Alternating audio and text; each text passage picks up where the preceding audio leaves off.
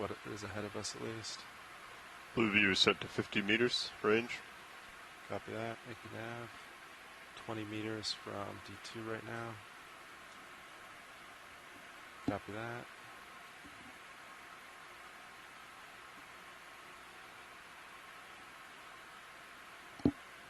Delta 20 looking good.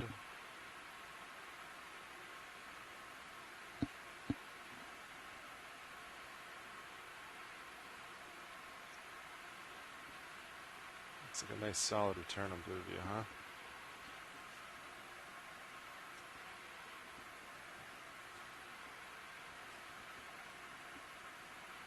Meters altitude D2.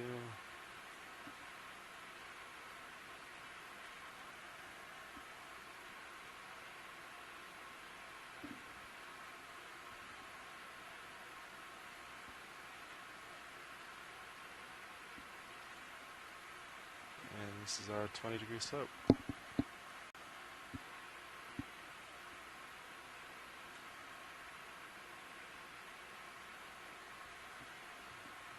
So we're right on the edge of that ridge, maybe. 8 meters up.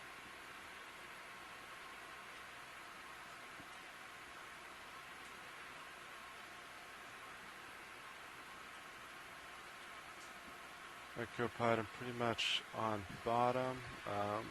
Feel free to stop in a position you're happy with. Good morning, deep sea explorers. Just start setting up.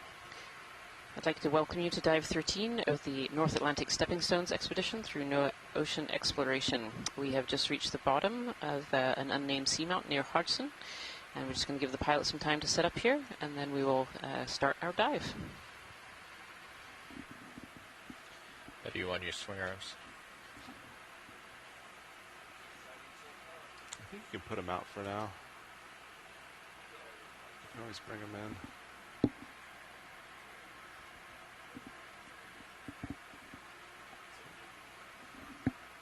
Bump there.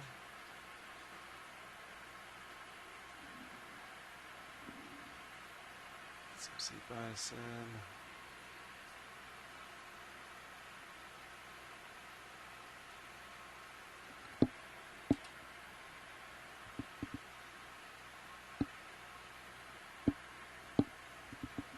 Hey, watch it. I think you copied, but yeah, we're just on bottom, setting up now, so we'll be able to start in just a moment. Perfect. Thank you so much, pilot.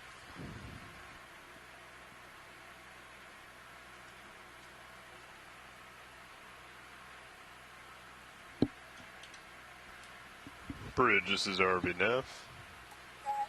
I'd like to inform you that the vehicles are on the bottom, and I would like to discuss a bailout plan when you get a chance, as well as to verify that the center rotation is set to the A-frame at this time, please.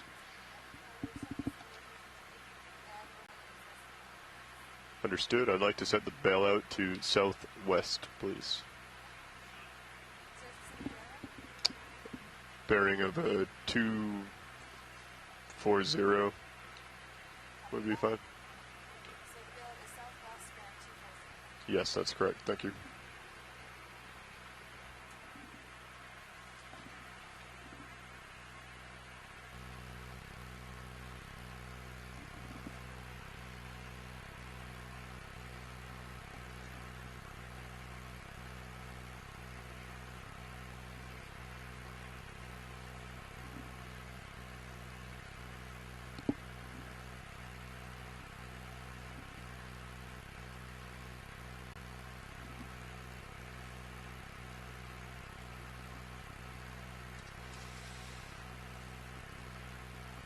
All good, Copilot?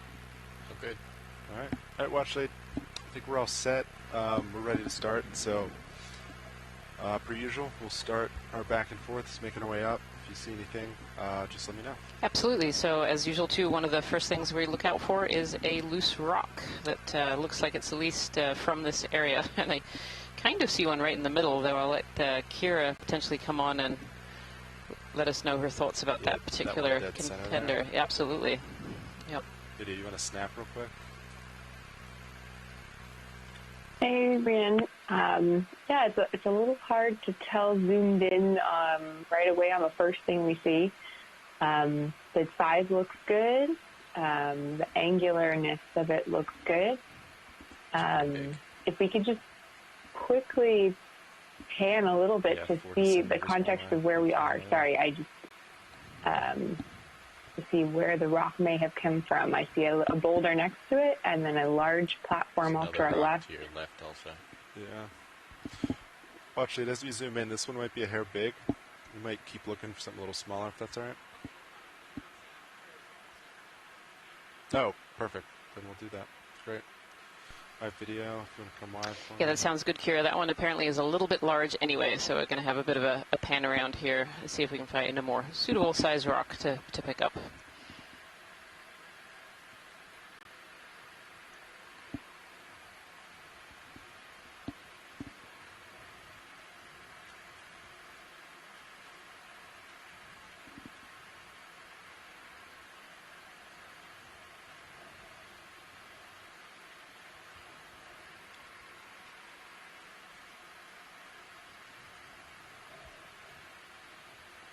There you go. One of those might work.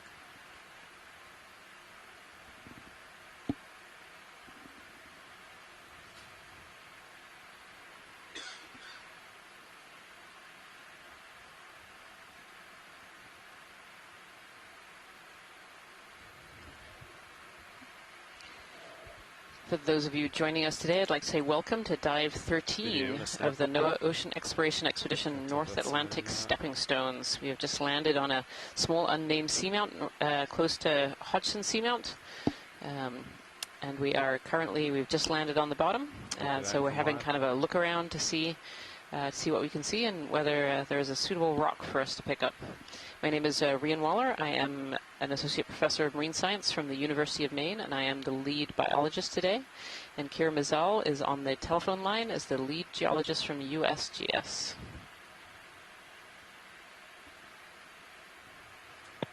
Good morning, everyone.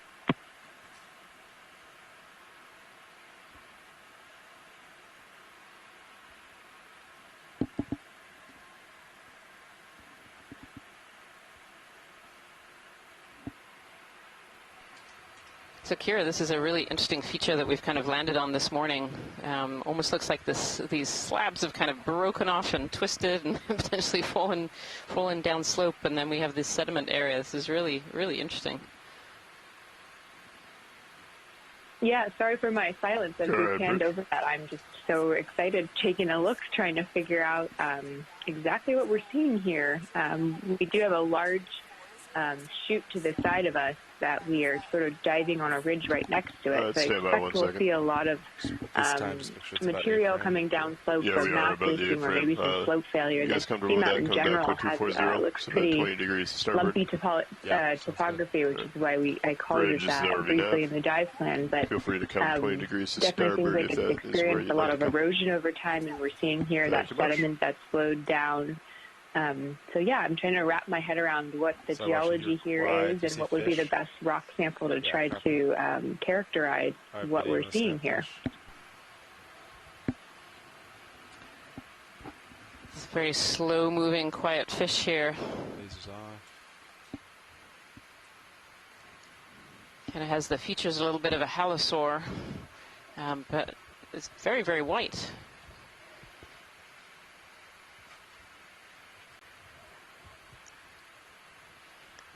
So a lot of the fish in the deep ocean have this very, very slow movement, trying not to use up very much energy. Down in the deep ocean, particularly where we are today, at just over 2,500 meters, there's not a huge amount of food, and so you don't want to expend energy if you don't have to. So a lot of the fish have this very slow, it's called sinusoidal swimming, this very slow back and forth of the tail.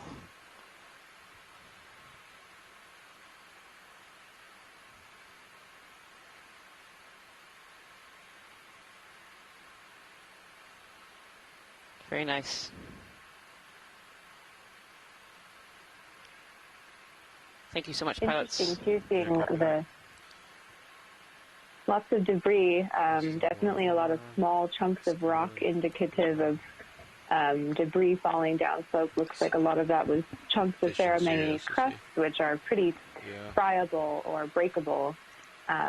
And so those can easily be broken off as this stuff is floating down down the flanks of the seamount. Fish and Sirius is good. Definitely here seeing some really sedimented bottom material. Yeah, I wonder almost if there's some rocks kind of in this top right-hand corner. I see like a little rubble pile. And it's funny looking at that rock that we saw earlier that we zoomed Fish in and on. Sirius is video. You can now see from this angle that it's really quite large, a bit larger than we were thinking it was.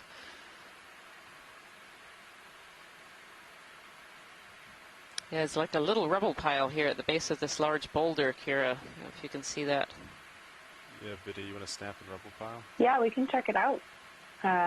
Looking for a rock that definitely seems like it's hopefully igneous debris that's fallen down from above, and maybe even some of it here may have fallen from these really large boulders.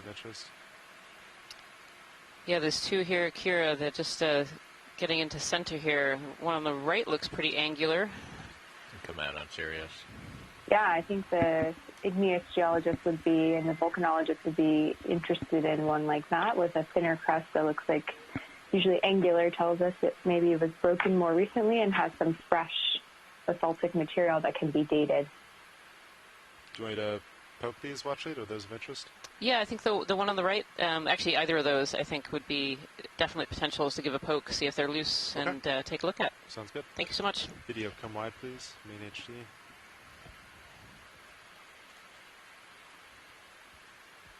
Kevin Conrad is mentioning it's worth giving the squeeze test on these rocks as well. Yeah, copy that. My lights are out. Looks good.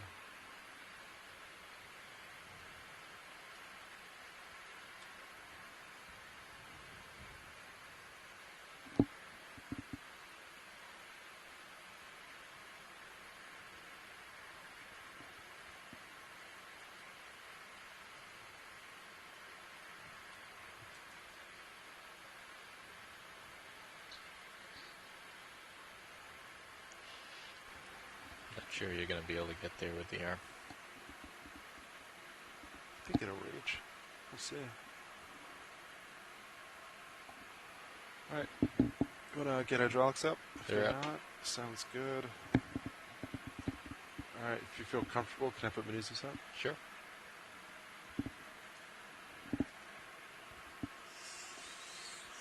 Alright, arms coming live. 3, 2, 1. Arm is live. 4, 7.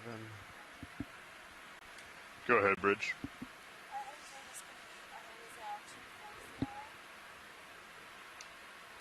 And just another heads up, we have another squall coming in about 1 to 2 miles. Copy that. Sounds good. Thank you, Bridge.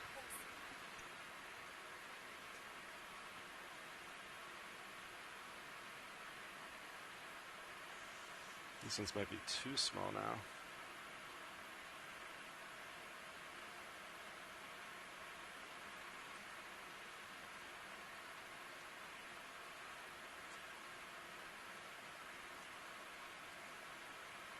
Yeah, Watchley, both these are loose. Are those the ones you were thinking of? The ones I just poked? Yeah, the one next to the left of that last one you poked as well, the slightly the large. left. Yeah, Copy slightly that. larger, right Yeah. in the middle of the square in the lasers. That one may be more cemented though. Oh no, that one's it's loose loose. too. Is Yeah, that the one vicious? to the left also. Let's pick it up and give it a squeeze and see. I'm a bit worried. I think I saw one of them chip as you touched it there. Yeah, copy that.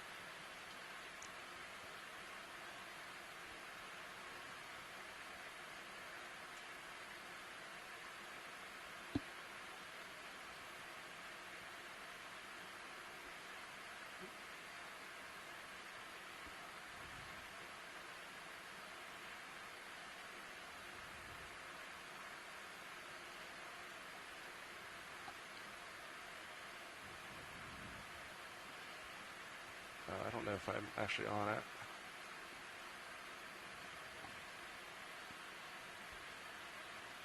I think it's just kind of cradled. I think I... What's your grip force? Yeah. 7. Is it possible to give it a squeeze? I Or can is drop it, it and try again. I think it's just kind of sitting. Okay. Video, come on in real quick. Main HD, please. Hold that.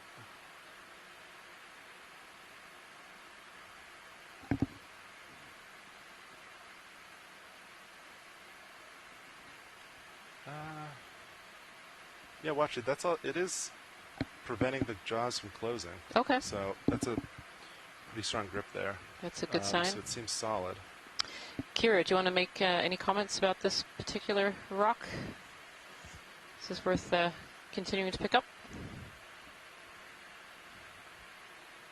Thanks so much. I couldn't hear on my end how the squeeze test went. Did they try to squeeze it or not? They did, yes. So it's preventing the jaws from closing. I'm sorry, I should have repeated that. Yeah, it's preventing the jaws from closing, so it's definitely resisting quite a bit of pressure. They couldn't give... Okay. Yeah, I mean, I think it's coated in ferromanganese crust, and that's the little that we're seeing fall off. But if it's strong enough to keep it from closing, then it seems like there is probably some igneous material underneath that crust. So, yeah, I think we can go forward with the collection. Thank you.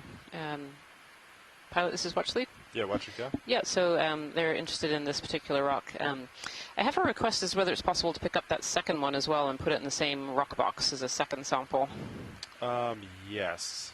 Was it one of the ones I already poked? Yes, yeah, one of the ones you already poked. Copy. And because these are so small, do you want these in a rock box or potentially a bio box? They should be fine in the rock box, Okay. yeah. I don't think they're going anywhere. Copy that. Thank you. All right. Let's see. I might have to back up a little bit. And then I also need to get the No, lid you open. can just wing in. Is that, can the jaws fit to get the flap open, to get the lid open? If I wing in, yeah. Okay. Get it out of the way a little bit. All right. There again.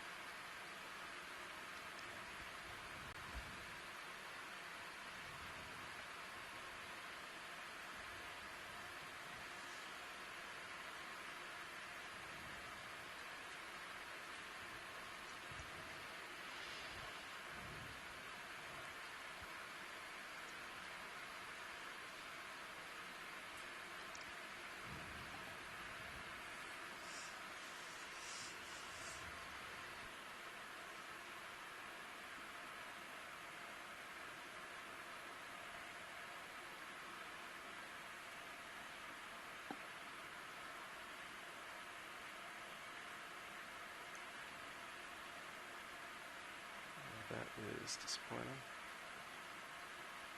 Hey, watch it. I think it's actually jammed within the fingers. I might have to wiggle the jaw a little bit. Oh, no, okay. Just No, be a moment. no problem, no problem.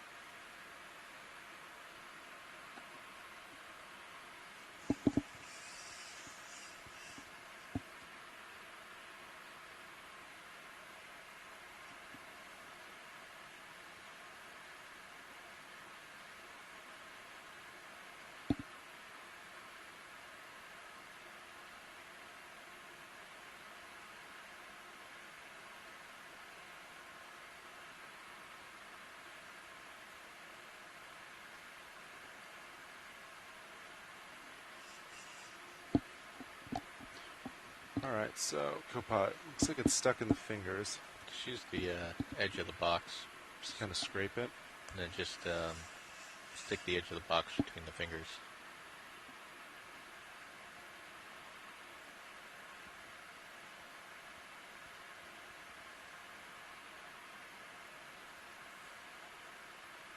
Just don't push down too hard. Carl's not watching.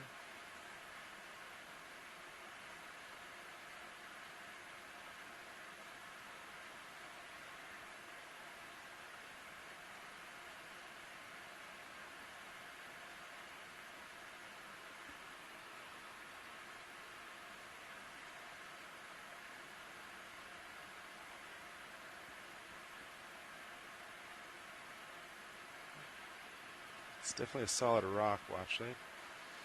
Yeah, we can see that from back here. It's definitely resisting some abuse there.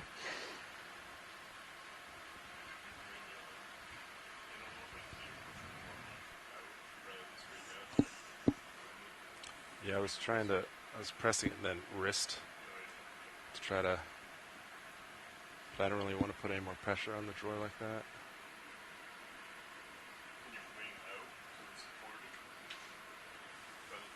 Maybe, yeah. Do you want to wing out? The lid's going to close. Yeah, you're right. It might not, actually. Do you want to give it a shot?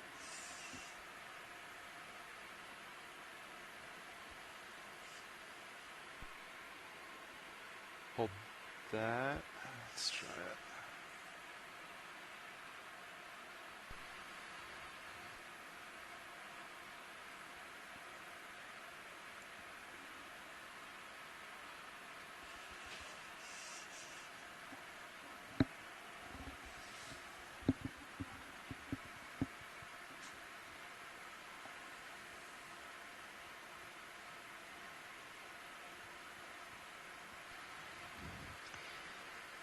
Yeah, that is really wedged in there.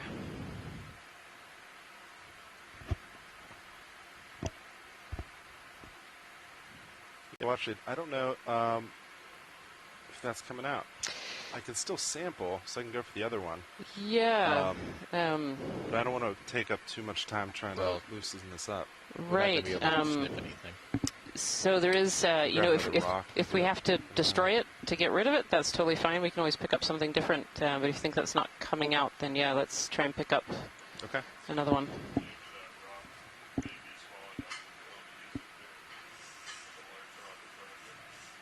The edge.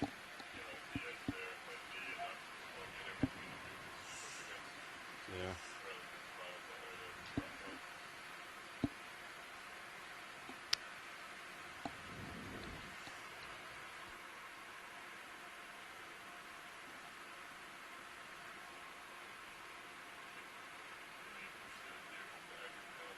Yeah, watch it. I'm just going to try pressing it against this larger rock real quick. Might give a little more feedback than Perfect. plastic rock boxes real quick. And then if that doesn't work, I'll go for the next rock. Okay, thank you so much. Just try not to bend the shaft. Yeah. Just need a little tap. I don't think it's going anywhere.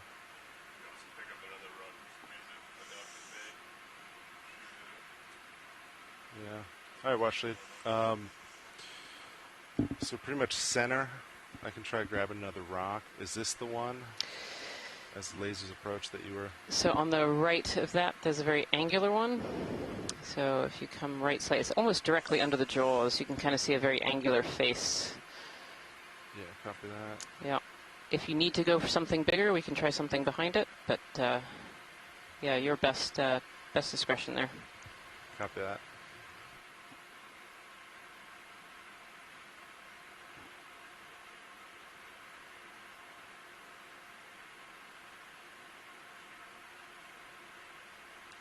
That one went right through the fingers. That one might be a little too small to grab, Watch it. Okay. So let's try for something a bit bigger. We could try for the one in the lasers if you think that one is loose. That one's definitely bigger. Copy.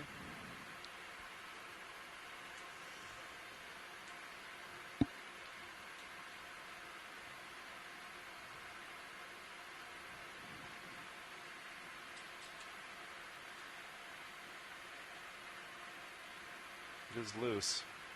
Is that a value? Okay. Yeah, I think that one would be great. Thank you.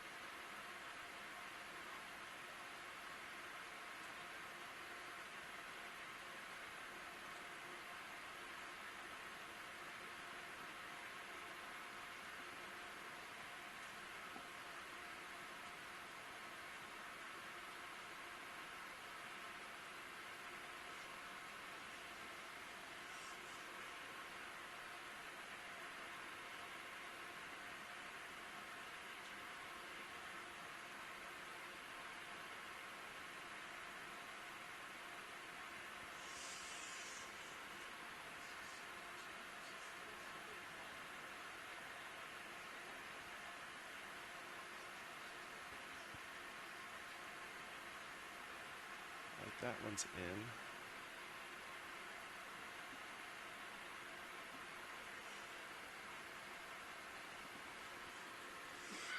All right, watch lead. So that one's in. I think we can keep going like this. I don't want to spend too much time. Yep. I know we just started the dive, fiddling with the jaws. This could potentially notice how the blades cannot close.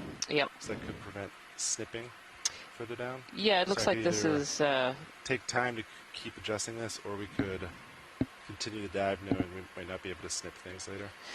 Let's continue for the dive for a little bit. Copy. We'd actually like some zooms on this rock right in front of us and this bamboo coral over to the right before we leave this area anyway. Yeah, of course. And we'll do some chatting back here as well.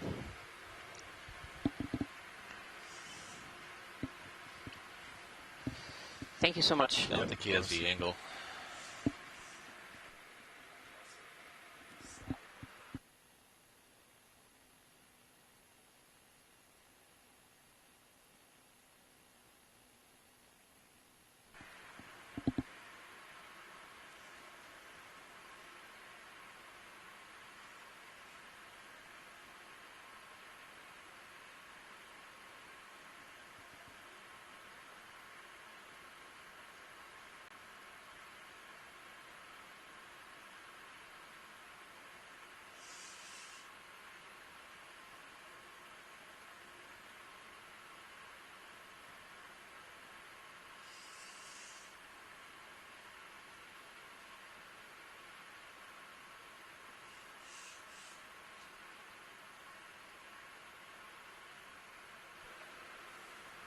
Does that controller reach all the way over here?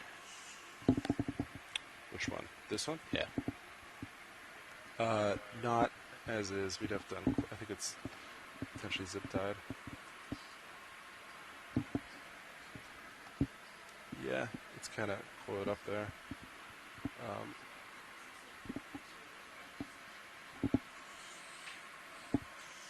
Do you want me to hand it over? Well, while you do the zooms, I was going to try to get the rock out. Let me see. Here, a sec.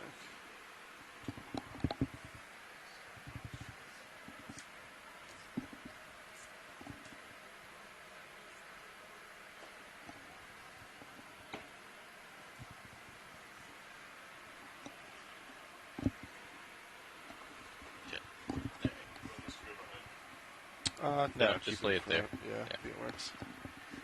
Alright. I don't need this camera. Okay. Take it back.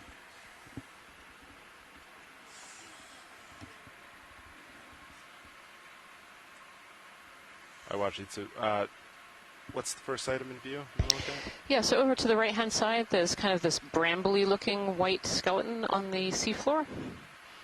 Oh, yeah, copy that. Thank you.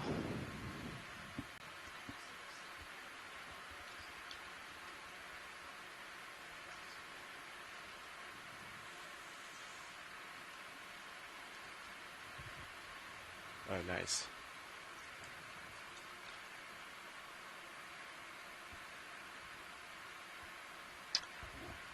Yeah, it looks a little bit like this is one of those bramble-type bamboo corals, and it potentially actually is still alive. I think I see some polyps on it, which means it must have relatively recently fallen, most likely from this rock above, but we'll have a look at the rock as well and see if there's a holdfast stuck in there after we've had a look at this, these branches on the seafloor here. And watching for reference, our co-pilot was able to knock that rock out while we were moving there. So oh, great. Jaws are back to full function. Perfect. Thank you so much, pilot. Really appreciate it. So the jaws are back in function. The rock was able to be knocked out as they were stowing the arm. So that's really great news.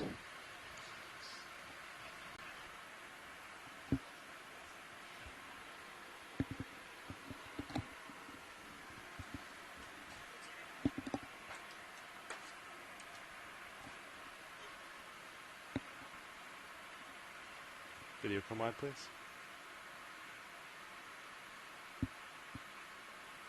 Is that all you need for that core right there, Washley? Yeah, that's really great. Thank you. If we could have a look at the rock above it, I'm kind of wondering where this bramble has come from. I know it's not a great Yeah. view, but if we could have just a quick peek. Underneath in the dark there? Is Yeah, that- yeah. I suspect it's fallen from this this large rock above somehow. Alright, video. To come in.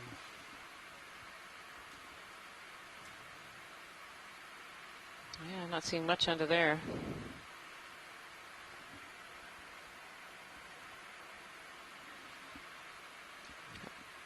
Little barnacle under there, and yeah. Okay. Thank you so much, pilot. I think we can start our dive trek. Thank you so much for that that collection. We appreciate it. Yeah, of course. Sorry it took an extra moment there. That's okay. It's no problem.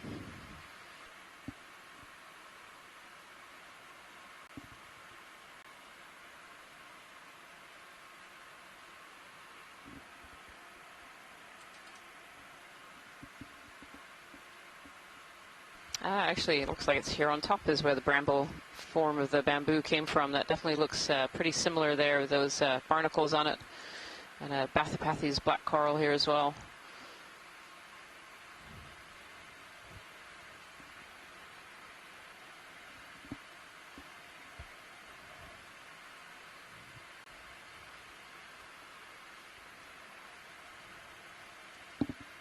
It was interesting on that large boulder, too. I noticed there were lots of sort of angular spots on the top of the boulders, maybe indicating that it's broken more recently to fall down to the base of this feature. Not a lot of ferromanganese crust has built up on it yet. Since they grow about 1 millimeter per million years, you can get some clues about where things come from.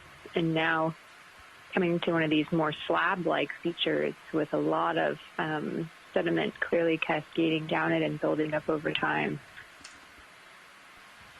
Right, pilots, just as a reminder. Yeah, Kira, and it should be said, we're working our way up this ridge, and actually on the right-hand side of us, so where we were just now, is kind of this large chute, kind of this bite that's been taken out of the side of the seamount and potentially fallen down, so that would certainly make sense if one of those boulders had come down, relatively recently.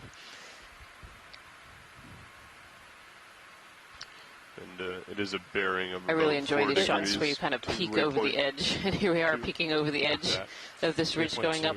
We see some more of these more bamboo corals I believe on so, the edge yeah. here. It's pretty much just trying to get us centered on the ridge. Got that. So it looks like the general slope is around a 4. And for those of you who have just yeah, joined we us, can this is Dive 13 of the NOAA Ocean Exploration Expedition, North Atlantic Stepping Stones. And the stepping stone that we're doing today is an unnamed and previously unmapped seamount, which is very near a seamount called Hodgson. I think so. And this small kind of square-shaped seamount, we're diving today on the southern end, and we're starting at this depth of 2,523. We just landed just a few moments ago and collected our first rock sample. Had a little incident with a rock getting stuck in the claws, which the very talented pilots thankfully got out. We'd And like we're to call it a move. starting our first moves up the Range seamount. is 10 The goals meters. of the dive today are to work our way up a ridge 4 system, kind of on the degrees. edge of this little Speed bite decimal that's been 2 knots, taken out of the please. side of the seamount. So we're going to be working our way up a ridge and see how far we can get up today.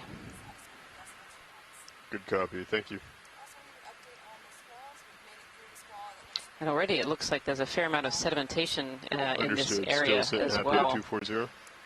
Certainly compared to those corner ray Excellent, thank you. seamounts that we were diving on earlier in this Pilot, that expedition. moves This looks it. like quite a bit more sediment that we had Copy seen that, at thank these you. similar depths over on the corner rise. Kira, this just looks like that whole plateau has just come sliding down the hill. I don't know whether that's true or whether it's been eroded around it, but it just looks like it's like cracked off the side and come sliding down. I totally agree. I think that's what we're seeing here is these, it's a little bit harder to erode igneous formations. And so when we see these really big features with a flat top and then these really jagged edges, this definitely seems like part of a flow that may have moved downslope. Although it's interesting, too, the rock textures look a little bit like conglomerates. So there's a chance, too, it could be carbonate underneath there. Part of that upper portion of the map in the dive plan, we saw this wave-cut platform that looks like it may have failed and fallen down slope here, too. So This could really just be a sort of a graveyard of sorts of rocks that have fallen from above. Yeah, I like that term, the graveyard of rocks sliding down. And for everybody at home, you'll see kind of far in the distance, there's two little red dots. And those two little red dots are laser scales. And they are 10 centimeters apart. We use those to scale organisms and geological features on the seafloor. And these platforms are just huge. These are not small little rocks that have worked their way down. These really are very large platforms that we're seeing.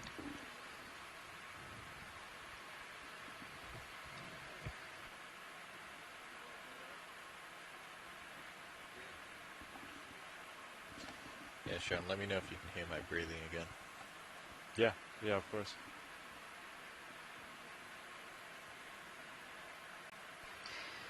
Pilot, this is Watchlead.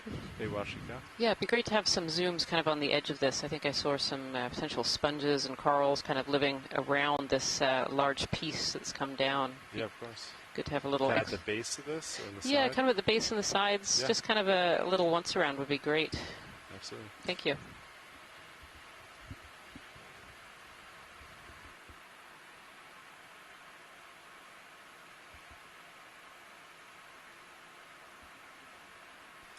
Go ahead, Bridge. Move is complete. Good copy. Thank you. Pilots, that move is complete. Copy that. Alright, Peter, you want to start to come in?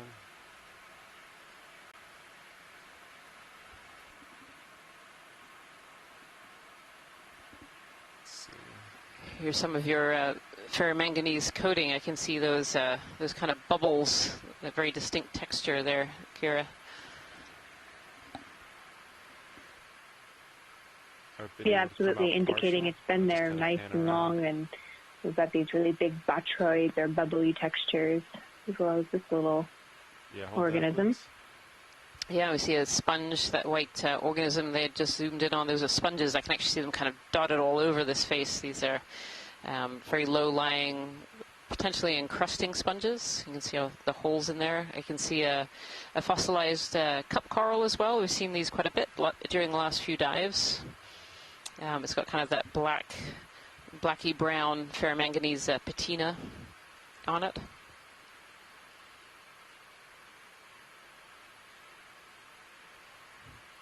Almost these spider webs of biological material. These would be tentacles or mucus strings, all kinds of things that are on here. Yeah, now we're starting to see a few corals. If we could zoom in on the white, that's it. I think you got it. Thank you. Alright, video, come on in. This one looks a little bit bamboo-like.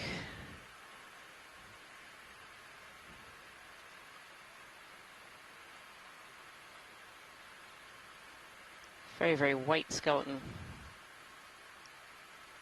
Not seeing any distinct nodes on this one. But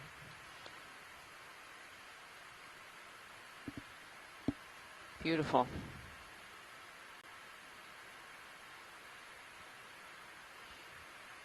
So these are a type of octocoral, so they have 8 tentacles, and on each of these tentacles they have these little things called pinnules, which are kind of the feather-looking Alright, video, partial. pieces that coming out of those tentacles. We have some agreement this is probably a little bamboo. Just a few polyps, so fairly juvenile compared to some of these big Okay. ones. Oh, look at that. There's a little, I think that's a chrysogorgia over in the bottom right-hand corner. Very spaced out polyps with a squat lobster sitting in the middle Video, there. come on in. Lasers off. It's a very scraggly looking chrysogorgia. When we've seen these on some of the other dives, they're a lot more dense, densely packed. Beautiful. I came down quite a bit to give you some more tellers. Copy that. When I spun, was that? Yeah. Yeah. You're fine though. Copy. This squat lobster living in the middle of this coral colony here. So these corals often form habitat for other species to live, and a lot of the species that like to live inside these corals are species that are picking particulates out of the water or catching prey that might settle on the coral branches. Like this little squat lobster here. Thank you so much, pilots. Yeah, of course.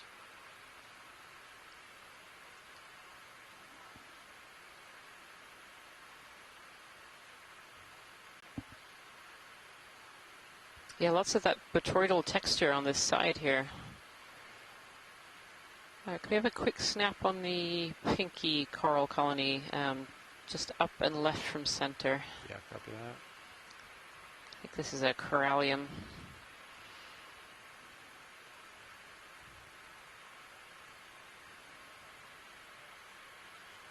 Oh. Sorry, I was going for the wrong one. Oh, if you saw another one. Yeah, I think I was just looking at something wrong. Yeah, thank you. All right, video, come on in.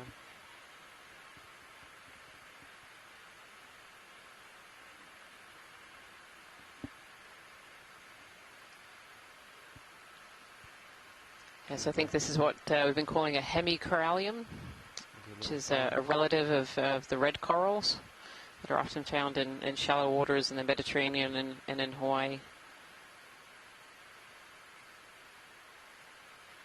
Beautiful open polyps there. Thank you so much, pilots. That's great. Yeah, of course.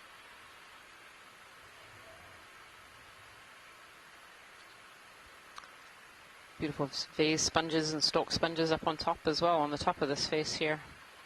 And you can really see the difference in that sedimentation.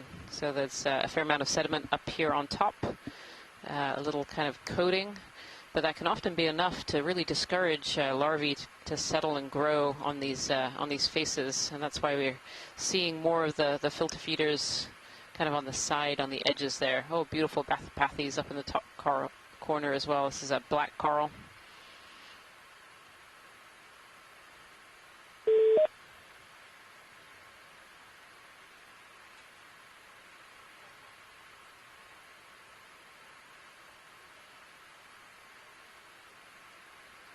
So on the top of this large slab that I think has come down from the upper reaches of the seamount, you know, we're seeing a few encrusting sponges, but then we get to the edges here and we're seeing a lot more in the way of life. That preferred habitat, Les Watling is saying, definitely seems to be those kind of vertical surfaces. And these areas where you can get increased water current, there's also less sedimentation, kind of more nooks and crannies as well, especially in the slab. You can really see where it's almost kind of broken off. It's left kind of these jaggedy edges. And those can often be really good places for larvae to settle and get out of the way of predators, because predation is a really important factor in why we see species in some places and not in others. Time did that move And really the down factors that move was larval completed at settlement in these areas 14:30, so are very about much 7 minutes unknown. ago. It's Yeah, kind of ready for another hypothesis, but it would be some combination of pull up a little bit. finding the right Sorry, environment very away quiet from about predators to be able to live and grow. So I'm looking, let's see. Yeah, you can put in another 10. Right. Yeah. Another 10, still 0-4, 0-0-4. Siphonophore going by. Sounds good. Right. Bridge, this is ROV Nav. We're ready for another move if you are. Range will be 10 meters, bearing 004 degrees, speed 0.2 knots, please.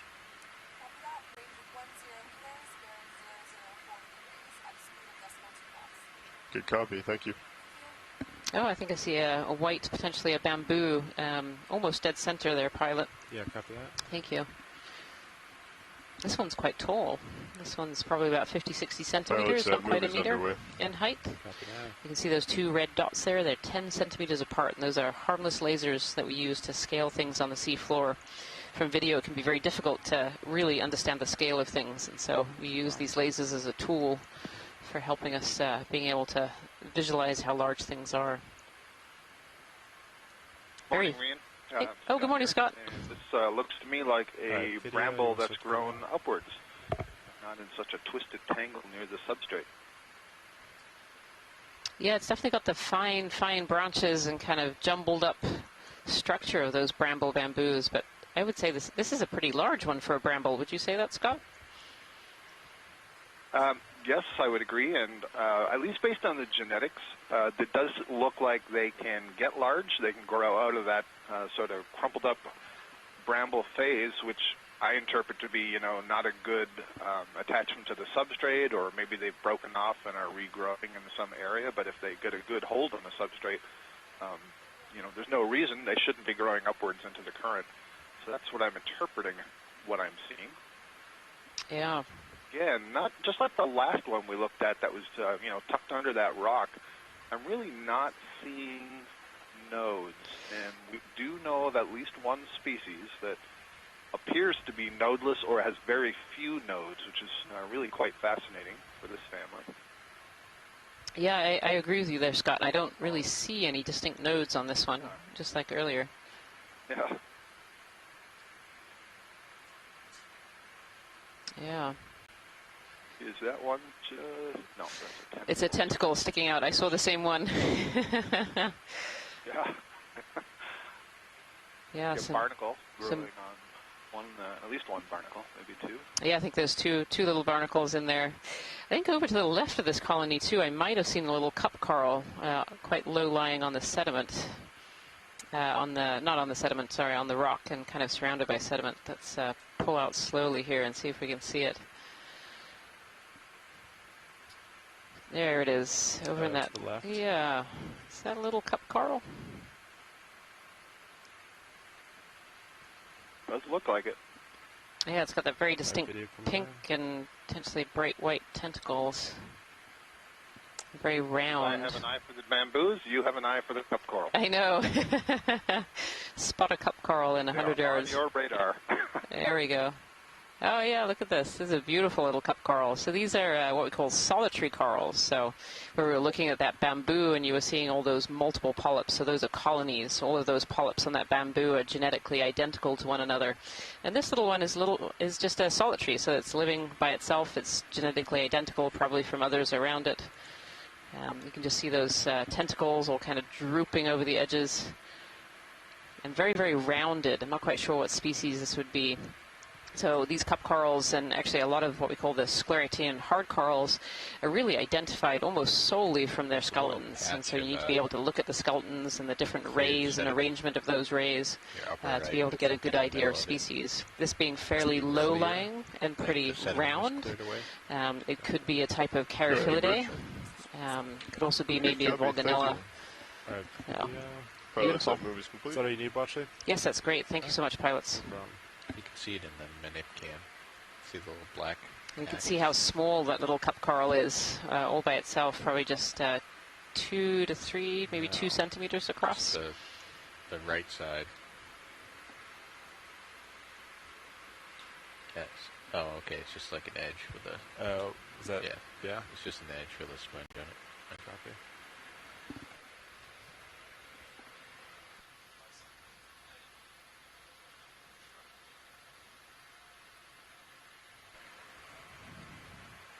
See a large sponge here in the middle. This is potentially a Geodia sponge. This is one we actually see relatively commonly in the deep sea of a variety of different species, but they have this kind of low-lying form, look almost like a kind of a grapefruit on the seafloor with a big hole in the top. So those are potentially a Geodia sponge. Hey, watch it. As we go up, I come back to the edge. Is this something we want to keep in view as we go up? It would, is this not? Yeah, it would be nice to take a peek over the edge if that's possible with our track. Yeah. And if not, we that's... can kind of follow it on the way up. Okay. If you want to keep it in view. Yeah, I think so. There are often interesting things on the edge, plus we can see a little bit of what the geology looks like from those edges. Yeah.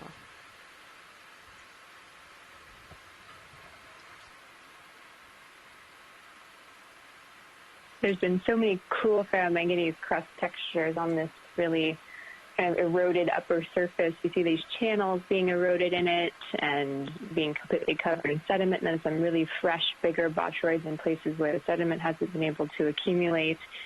It's one of these where if I had gotten a sample from dredge where we just have to try to get more material by picking it up with a dredge, I would have gotten it on shore and thought, what in the world is going on here? But being able to see it in person, just like here you see the really big botryoids off to the left where it's still forming, and then a bunch of abrasion of it on the where the sediments have been cascading down it. Definitely an interesting, highly erosive environment here. Yeah, this is really interesting. So we're kind of following this ridge. Oh, I think there's a little sea cucumber there tucked in behind that rock. But yeah, following these edges, it's really really quite fascinating. We're following a ridge upwards. So there we have an Okeanos down on the bottom and this little sea cucumber here. So sea cucumbers are these echinoderms. They're actually in the same phylum as sea stars and urchins. So they have pentaradial symmetry. They just have it kind of going down along their elongated body rather than round like an urchin. And you can kind of see these little pseudopodia. This one has little tiny little pseudopodia. These are these little hairs that are sticking up. So I think it's we're facing its backside here. I think the head end is up the top where you start seeing more of those little pseudopodia. And you can see this little fringe around the bottom. So these sea cucumbers have little tube feet that helps them move around on the sea floor, all controlled by a water vascular system.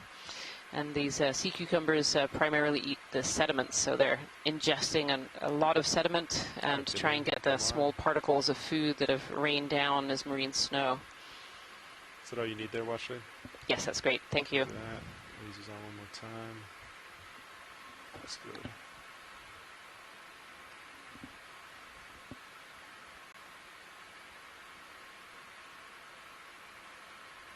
Yeah, just looking over kind of the edge of this this crust. This is a really great view looking up, and if you switch over to your camera number 2, you can actually see the view down from the Sirius cam. So this ROV is in 2 parts. We have the Sirius part, which is the part that's directly connected to the ship, and so it takes a lot of the wave and the heave. And then connected to the Sirius is the D2 body, which is the main part here that we can collect and see through. But it's just wonderful that we have this camera on the Sirius view, and we can really see, get some sense of scale, especially with some of these geological features. Well, also looking, if you look at Sirius, right, you can see where it hits the edge. Oh, right there. Yeah. So if and it's pretty clear. So if I pull it's such up, a contrast from the right-hand side here over to the left. So we're just looking over the side of a cliff on the left, and then here we are over the edge of this plateau that's kind of been undercut here, it keeps pushing and onto this more sediment plane. So where I am now, we could do another 10 meters. Yeah. Nav, when did move end?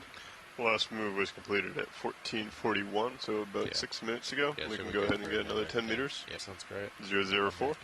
Yeah. Copy that. Bridge, this is ROV nav. Ready for another move when you are. Will be the same as the last 2. Range 10 meters, bearing 004. Speed 2 knots, please. Another one of these large plates that potentially has come downhill. Copy, So we're diving today right on a ridge, kind of on the edge of a feature that looks like it's kind of fallen in. It looks like someone came and take a bite out of the seamount itself. And so we're seeing these really large platforms that must have slid downhill at some point in history. Thanks, Nav. Almost looks like the seafloor has kind of been cracked and pieces flung downhill. And we can see all kinds of organisms kind of living on the edges of these pieces. So the pieces have been here for a very long time. And that, of course, that ferromanganese crust, those botryoidal texture, showing that it's been there.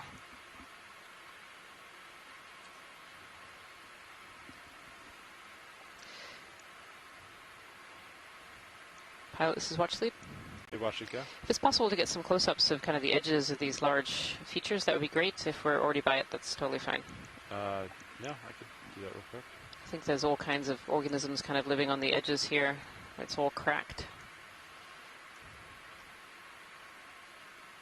Video, you want to start to come in partial, please? This one's really interesting. There's like a whole little cave underneath it. It's really this little pillar that's sticking out. Oh, we can see some really fine fine corals on the right. That looks almost a primnode of some kind. Be great to get a zoom in on the really fine coral on the right-hand side, if that's possible, Pilot. Yeah, the one sticking out. Yep. Yeah, right on the right-hand laser there. Video coming in.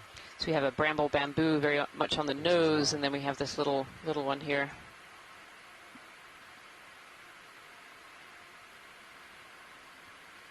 I don't know if Scott France is still on the line there. I am here, Ian. I agree that this is a primnode. You can see that the polyps are arranged in whorls, all coming from a common point on the branch. Looks like maybe 4 or 5 polyps to a whorl. And you can see that the polyps themselves are kind of rugged. They have these scale-like sclerites that kind of surround the soft tissue like a suit of armor. Oh, I just saw a caprellid amphipod, a noddy or skeleton shrimp, at the very lower left. On the very lower Oh, left. that, Yeah. coral. Yep, there we go. Oh, yeah, Just sticking below the sticking base out. of the node. Yeah. That's a kind of amphipod that's specialized. Go ahead, Looks like a Rich. little stick, and it Thank you. hangs Appreciate on it. to Pilots, that load is complete. substrates and colonies, hydroids, Say etc., again with for its I back turned my head legs, to and look then at you. Oh, copy. sort of You're sticks good, the front end of the body out into the water column to grab things. Anyway, back to that primnode, yeah. Actually, do you You'd have to want more count of this? I'm just kind of floating number kind of of far from rows it. of scales If you want and the shapes of the detailed scales close to up get of a me now, good otherwise I can keep moving on. idea of what genus it is. I'm going to take a guess, a stab right now that's the genus Nerella, possibly, Top right. Copy. which is a very common You have genus plenty of in Taylor. that family in the deep sea. More than 60 species, I believe, in that genus. Oh, yeah. Oh yeah, this looks like potentially a little Amphimastus here, a really small one, kind of tucked in, along with a pink corallium up on top.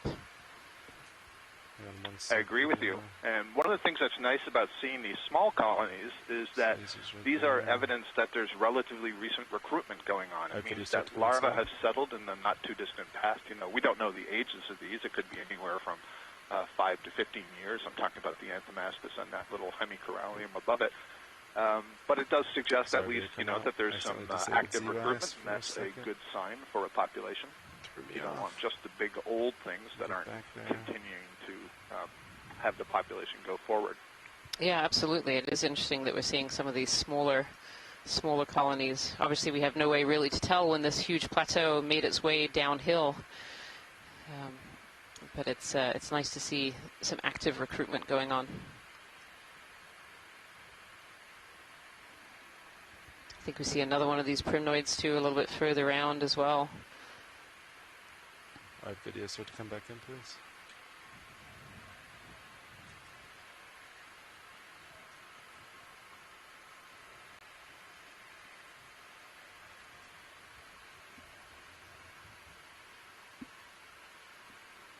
Yeah, this is what we call Amphimastus. This is a little type of soft coral, and often distinguished by these really bright colors, bright red. And most of its polyps are sucked up or partially sucked up there. You can just about see some tentacles on the one on the left. And these are really interesting octocorals. They have two different kinds of polyps. They have these really large polyps, and then they have much smaller. You can just see them as kind of little bumps on the surface there. And those little secondary polyps are usually responsible for other things around the colony. So it can be water flow. Sometimes it can be reproduction. Really pretty. Very, very small colony in there. Tina Moltsova, who's an expert in these soft corals here. Pseudo-Amphimastus is her guess for this particular one. All right, video come wide, please. Thank you so much, pilots. That was great. Yeah. Is this edge? Do you want more views, or should we keep moving? I think that we can keep moving. Yeah, Okay. These edges are definitely really interesting. If we can get that little bit closer as we go by them, that would be great. Yeah, of course. If I pass them up and don't, just let me know. Thank you so much, pilot.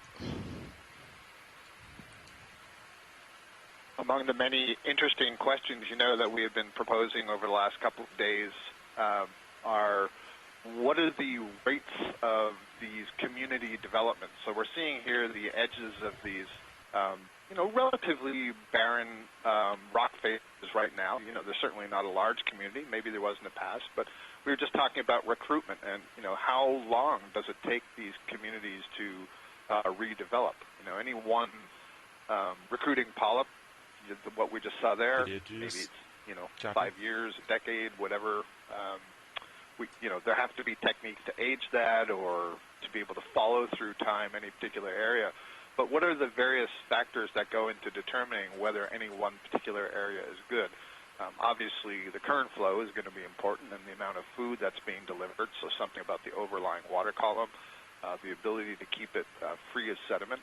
But then I wonder also, as the community itself develops, that's providing more substrate for other organisms to land on, predators and grazers and so on. So a lot of interesting questions about how these communities develop. Yeah, absolutely, Scott. Those are some really, really good points there. And you know, over the last few dives, both on Corner Rise and then the dive we had yesterday here on the New England Seamounts, you know, we're seeing kind of these fossilized, these paleo reef structures that can create all this little habitat for other organisms to settle on. And I think as we come up to this edge here, I think I'm seeing some of those fossil cup corals kind of tucked underneath this edge. And these are corals that lived here a very, very long time ago, but today, you know, they form those great areas for other organisms to be able to settle on and grow. Kind of those nooks and crannies to protect those larvae from predation or from too much sedimentation. Yeah, you can just see those cup corals hanging out at the bottom of this ledge here. Rian, from my perspective, it doesn't look like these cup corals have much of a manganese coating, which suggests that perhaps they're not all that old. Is that your perspective, or is it just I'm fooled from the distance? I think from a distance, we've just zoomed in, so it should be catching up with your screen right now. But these ones here definitely have that patina, that ferromanganese coating. They're quite black. Seeing a little polychaete worm sitting on top. Now. So they've been in place for a long time. Yes, these ones have definitely been in place for quite a while. I think I'm seeing, is it a little amphipod or a little polychaete up on top? I think it's a scale worm. So yeah. Scale worm, family Polynoidae. Looks like it's just moving slowly over the surface. Was that it? Yeah, it doesn't seem at all bothered by us there. Oh, just gone out of shot. There we are. Oh yes, now you can really see those scales. These are called scale worms, and you can see that distinct scale pattern on the back there. And these scales offer these worms a little bit of protection. Go ahead, Scott. No, you were doing fine. That's okay. Yeah, so these scales offer a little bit of protection. No, go ahead. Nope, I'm be quiet now. So for those of you at home, there's a little bit of a delay between what you're seeing at home and on the telephone compared to us here on the ship on the Okeanos Explorer, and so sometimes we struggle a little bit with that delay when we have exciting things to say about the organisms that we're seeing. Oh, you can really see the scale plates there just moved, kind of tuck them in. These scales form this protection, this barrier for these scale worms, and these worms can actually lose scales and then regrow them if predators are attacking them. Beautiful shots. Thank you so much, pilots. That's great. Yeah, that was great. I was just going to say that the scales are elaborations of the top of the parapodia, which are the paddle-like limbs that they use to move around the substrate and swim and so on. And so it's a flattening and modification of that upper part of that paddle that extends back over the dorsal side of the worm. And as you were saying, they offer protection. They can actually create a little bit of a space between the actual upper body wall, the dorsal body wall, and those scales. And many scale worms live in association with other organisms. So, for example, inside of a sponge or inside of a bivalve. And the scales will help create a space where they can generate a current flow and so get oxygen to the gills that are also coming off of those paddle-like limbs. And here we're looking over this edge on our left and on our port side here, and see another. This is a bamboo coral in there, quite large. Kind of looking over the cliff on the edge of this ridge. So we're following a ridge system up on the southern side, kind of on the edge of a bight, kind of taken out where there's been a failure at the top, and a lot of the side of the seamount here has fallen down in this kind of bite shape, and so we're following this ridge up, and it's really interesting features so far geologically. Copy that. 004. Copy. Yeah, I think we could do another 10 meters. Understood. I'll call it in now. Maybe 35 meters out, but I think we're good. Bridge, this is ROV. We have another move. Yeah, we were making some range some 10 folks in the meters. chat were saying we keep calling these rock falls, and degrees. it looks Speed, like these are such a huge scale. We might be talking more on the scale of a flank fall, an entire flank falling down. Thank you. Yeah. The scale is really huge. Yeah, it's really hard to visualize that scale, but really some of these, I mean, it looks like an entire top of the seamount is just kind of cracked and fallen down slope. It's really fascinating to see.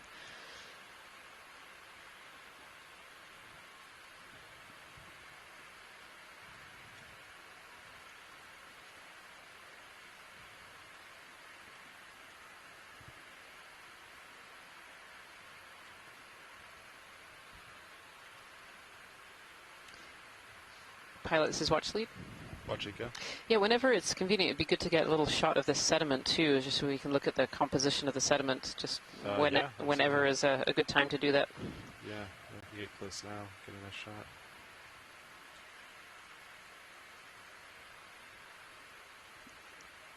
So let me sync a little bit video.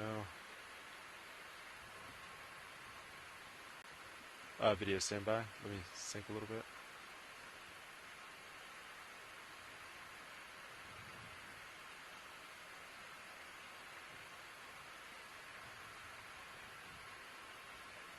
Seems to be a lot of texture in the sediment here, Kira.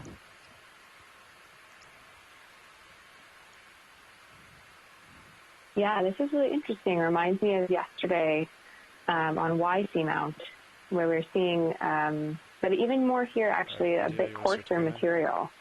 We're seeing some of the finer stuff, but then where you see the little bits of shell material, getting kind of a mix of size ranges here. Yeah, I feel like we're definitely seeing more of the pteropods than we saw in some of yesterday's zooms on the sediment. These pteropods are sea butterflies. They're a planktonic organism, but they secrete this calcium carbonate shell, and these are these little triangles and tubes and whorls that we can see in the sediment here. And I feel like there's a little bit more of them here than what we saw yesterday, Kira. Yeah, I think so. I think that's probably indicative of how much is falling down slope here. This huge failure of the summit plateau that we're thinking is what's going on in this region means that even more of the debris from above has been transported down, and so we could have had some of these planktonic organisms being even more concentrated higher up and falling down slope, whereas yesterday, although we had some little sediment cascades, there might have been more in-place sediment that was actually accumulating there. Definitely always getting clues about where everything came from by what you can see in the composition of the sediments.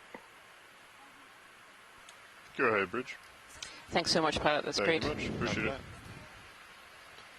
Pilot's move is complete.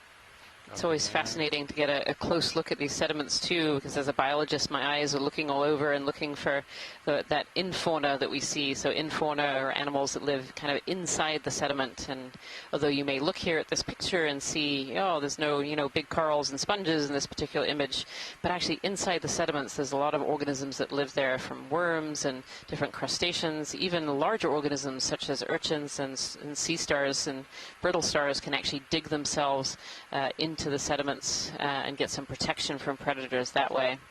So where we see these vast plains of sediment, they are far from lifeless. There are a lot of organisms that live inside the sediment that are really fascinating and very much understudied as well, because it's so hard just to be able to see them. Oh, a fish here. This might be that halosaur. Looks. Do you want to snap real quick? We saw a very white halosaur earlier.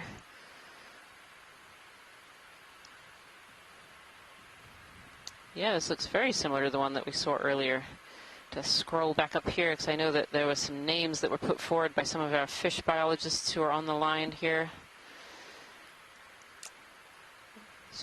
Potentially a species of Aldroved. There we go, my pronunciation. Aldrovandia, possibly a rostrata at this depth. The horizontal position is a searching and feeding posture just above the soft sediments. These halosaurs often ingest mouthfuls of sediment, and they have a little array of sensors under the long snout that help them detect those buried, that infauna that we were just talking about, those animals that live in there. Is that all you need, Watchley? That is great. Thank you so much. Yeah. Video when you're happy. So one of the exciting things about our dive today and this expedition as a whole is that we're using telepresence technology. So that telepresence is bringing this live feed video to you just a few seconds before what we're seeing out here on the ship. But it also helps us bring in other scientists from around the world as well to help us identify organisms that are in the seafloor or different seafloor features of the geology as well. Though we have myself as biology lead and Kira as the geology lead, you know, our expertise are with very specialized things, and so it's great to be able to tap into scientists from around the globe. And right now we have 10 to 15 scientists who are on what we call the scientific chat room, who are helping us to identify organisms, identify species, and then identify what might be going on with the geological features that we're seeing as well. This is one of the great joys of a research cruise and exploration expedition like this.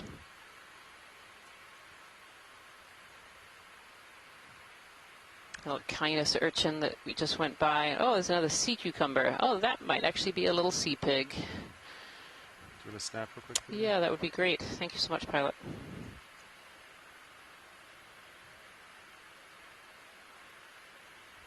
Yeah, I'm not sure actually if this one would be classed as a sea pig. I think it might.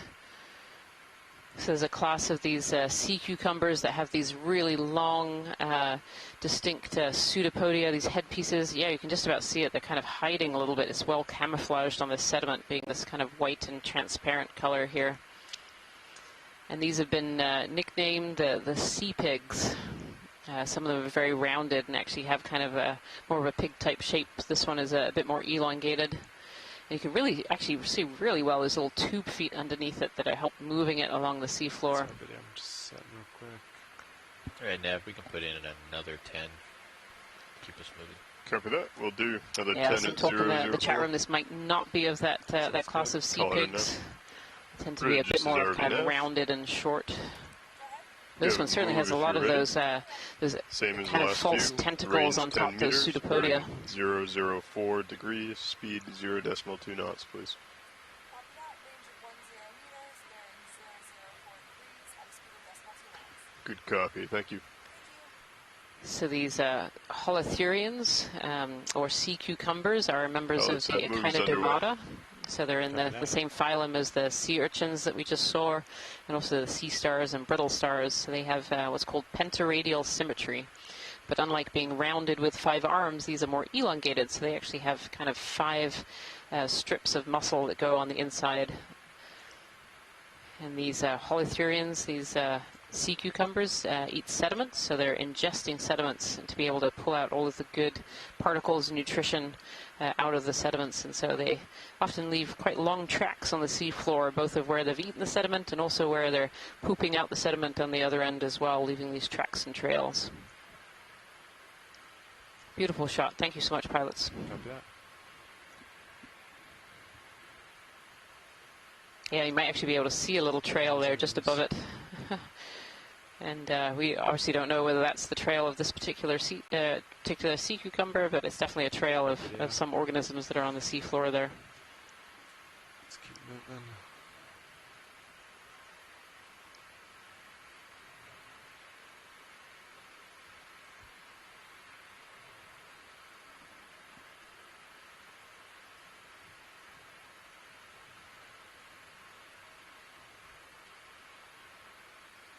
Have a snap zoom on this urchin, please.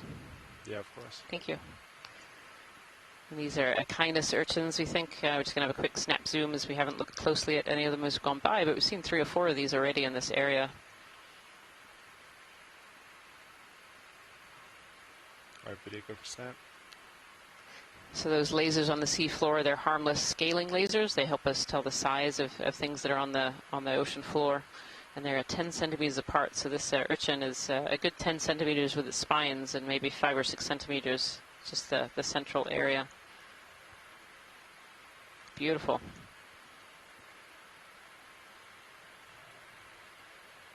Is that all you need for ID, Washley? That's perfect. Thank you so much. Copy that. Yep.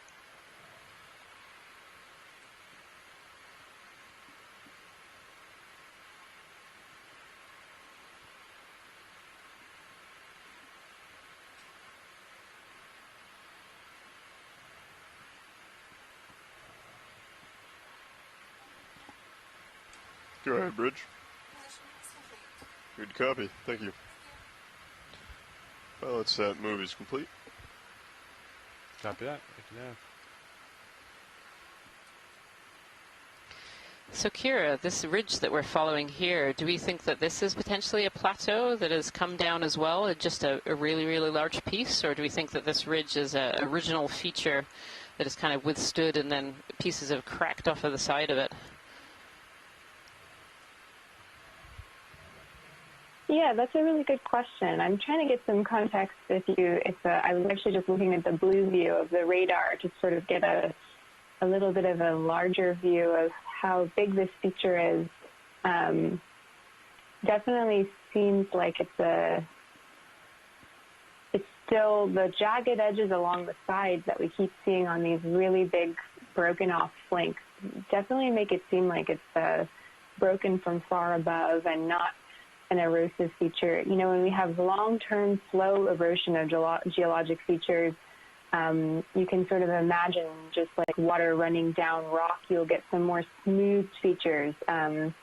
You know, when we were looking several days ago on the carbonate platforms that have been eroded, you get some small-scale breakages, but also in general this kind of more smooth topography when it happens slowly over time. Or when you have these big events, these big failures, you'll see these more jagged edges along the sides. So it's still the clues that I'm seeing so far. It's really hard to tell from the zoomed in, the way we're looking super zoomed in with the ROV now. But every time we get to like here is a great example of these really kind of jagged edges. It definitely makes it feel like it's a broken off and displaced block of material from above.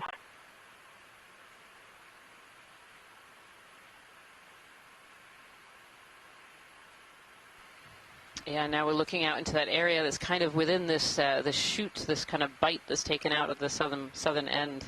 See, it's very sedimented with lots of these slabs that seem to have come downhill a little bit.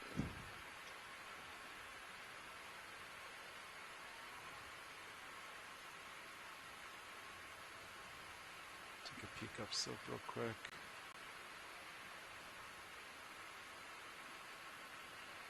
Pilots are just looking kind of up the slope here as we're making up our transect. Our transect today, we were landed on the bottom about 2,550 meters, and so far we've made our way up about 50 meters or so. We're at 2,500 meters right now. Our transect today will hopefully take us up close to 2,200 meters. Last move finished at 15:08, kind of following this ridge so line along the edge of minutes this bite, this chute. How do you guys feel about another 10 meters? I'm going to pull up and see what I see, but Yeah, of course. pretty definite we can do another 10. Copy. There's some neat kind of stair-stepping little terrace Definitely feature needs a lot there. more of those edges. Yeah, but if you scan up, Those edges are really interesting, they're just like little. almost like little steps. Oh, that's you moving it? Yeah. That was cool to see the... Yeah. Yeah. So that gives you a good sense on what it actually looks like to do the little scan. Yeah. Yeah, you can put in 10. Right, I'll do another 10-004. Calling it in now. Copy that. Thanks. Bridge, this is RV nav. Ready for another move when you are. Same move, 10 meters, bearing 004 degrees, speed decimal 2 knots, please.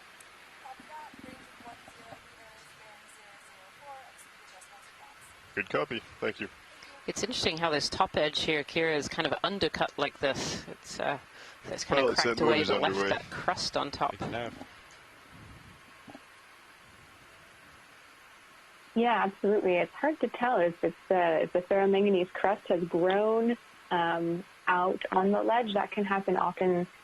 Ferromanganese crusts love to have a ledge where the sediment, especially in sedimented regions, because it's hard for ferromanganese crust to precipitate from seawater when it's completely covered in sediments or particles of marine snow are falling on it so often because they precipitate at a rate of about 1 millimeter per million years.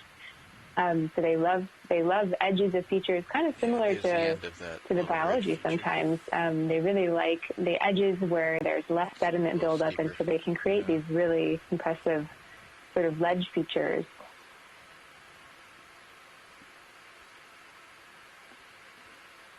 Yeah, on the edge here too, you can kind of see that rounded, almost pillow-like structure on the side there, Kira.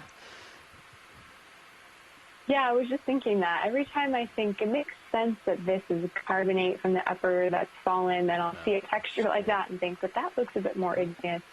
I mean, it's So totally that's cool. possible that we're seeing, know, a mix of giant fallen flanks and boulders. Just like with biology, it's sometimes hard to know exactly what you're seeing until you can sample it, and it's part of the exciting reason when we're able to get a few samples on these dives and we can understand the chemical makeup, see the mineralogy of the rocks, then we can.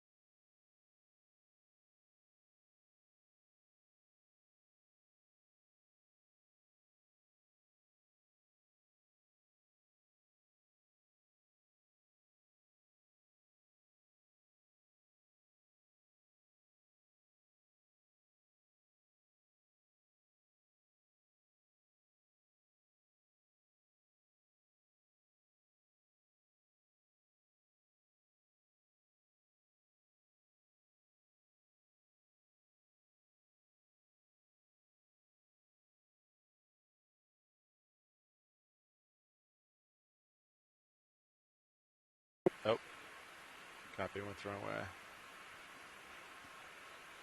Copy that.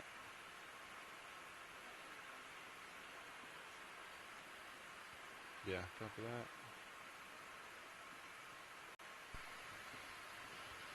Just gonna have a quick zoom in on this this kind of edge here. This piece that's sticking out that Kira just mentioned might be that ferromanganese that's kind of grown out from the rock. Video, you want to start to come in?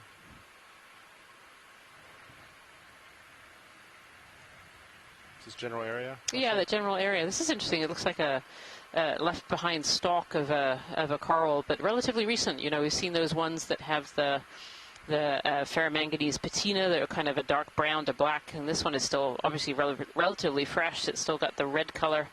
It was potentially one of these hemicorallium, I wonder. Yeah, nice. Thank you so much, Pilot. Yeah. Anything else? Yeah, if we could just kind of have a kind of search around, you know, back out, and then kind of look up this ledge, that would be great. See what's hiding.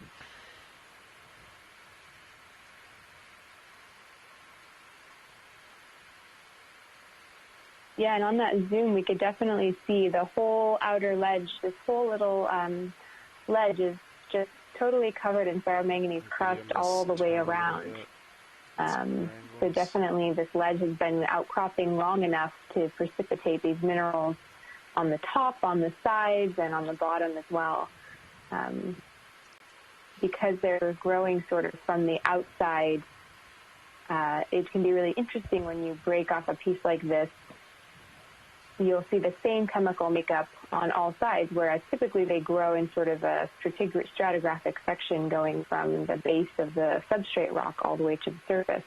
When you can coat it with manganese on all sides, you'll have the same chemistry everywhere that surface has been touching seawater. Yeah, really interesting. And I'm looking on the edges here, and I'm seeing these fossilized cup corals. So you see these little triangles that are sticking out. Those are scleractinian corals, but they've been covered over by that ferromanganese patina, so giving them that black color. And these are not recent. These are corals that lived here a very long time ago. Some of these fossil corals have been dated from this area at 10, 20,000 years. Last glacial maxima, about 20,000 years, was a really popular time for these corals to have grown here. And some have even been dated in the hundreds of thousands of years. It's 250,000, I think, is some of the oldest that have been dated from this region. So these are not recent die-offs. These are corals that lived here a very, very long time ago and are now providing extra habitat. I can see kind of worm tubes and maybe some hydroids and some forams growing off of these corals. They kind of provide those little nooks and crannies for other organisms to live there as well. We can put in. That's a really good 10. look on that ferromanganese coating. Another 10? You can really see the difference between it and the top surface. I will call it in now if you're comfortable, Pilot. Will do. Watch lead, is that good for that edge? That's really great. Thank you so much, Pilot. Yeah, of course. Bridge, this is ROV nav. Go ahead. We have another move, if you're ready. Do you Same know as the what all those little last. 10 hair-like meters, things bearing were? Is 0, that just 0, 4 organic matter built degrees, up, or are speed those 0 actually decimal 2 organisms? knots, please. So a little bit of both, yeah. Some of them are these single-celled foraminifera. They kind of form these little branching structures. They can be, Good single copy, thank you. tubes or kind of branched out. Others, there might be hydroids in there, and then some of it might be, the catching of some of this marine snow is getting caught on some of these structures behind. You kind of see a little bit of everything there. Pilots, that moves in. Very that. cool. Yeah, I know there's a lot of interest in what kinds of critters all the way down from microbiology up through those smaller myofauna are living on the surfaces of ferromanganese crust. And is that advantageous just because it's a rock surface, or are they utilizing any of the minerals or elements that are in the crust to survive, or are they helping precipitate the crust? Are they utilizing that really electron-rich environment to help them make energy? There's a lot of debate about what's going on at the surface of these iron and manganese oxides that precipitate nearly everywhere. I mean, you've heard us say ferromanganese about 1 million times on this cruise, because iron and manganese are really abundant in the ocean, and everywhere where there's oxygen and seawater, these minerals will precipitate, and so they're a very ubiquitous deposit, and there's lots of interest in who's living there on a small scale as well, and why. You're right. We have heard the words ferromanganese an awful lot on this cruise so far. We're definitely in a zone. Is it the same with seamounts everywhere, or are those really specific zones in the ocean that really get these coatings? That's a great question. It's pretty much everywhere. Anywhere that there's a rock surface that they can precipitate onto, and again, sedimentation rates are important. So sometimes along continental margins, the sedimentation rate is too high, but you can even get crust with just a different composition growing there, and with a lot more of that detrital material entrained inside of the mineral deposit. But pretty much everywhere you have a seamount in the deep ocean, in the deep open ocean, you'll find at least some thickness of ferromanganese crust or patina growing on the surface. So they're very widespread. There's a lot of places I can go to study them, which makes it a little bit overwhelming sometimes, but also really fun. Yeah. So we just come across a couple more of these cup corals. We saw one earlier in great detail, and here are two more that have very similar features to the ones that we had seen before. You can kind of see the skeleton poking through there. The kind of ridges that you see are called septa, and to identify all of these cup corals, you have to look at the arrangement of the septa, so how big they are, how many rows there are. There are minor and major levels. And so these cup corals are really identified off their skeleton. So it's actually interesting when I love seeing them here on the seafloor with all their tentacles out, but it actually makes them really hard to identify. Like, it's a lot easier when they're all sucked in and you can really see their septa. It's really interesting. I think there was one right below it as well, Pilot. Yeah. These are potentially Charaphilidae of some kind. They have a very rounded shape.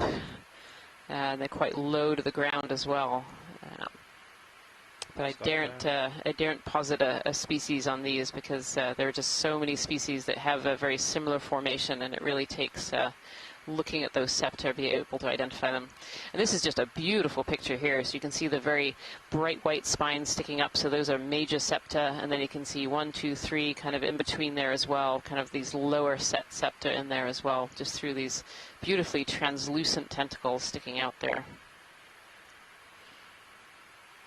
Beautiful shot. And these are, these are really small, so it's always great to find some of these. I have my eye in, as Scott had mentioned earlier, so my PhD many years ago was on these scleractinian corals, looking at the cup corals and the reef-building corals, and so I always love seeing these in situ. Thank you so much, pilots. Yeah. Our video whenever you're good. Feel free to come out.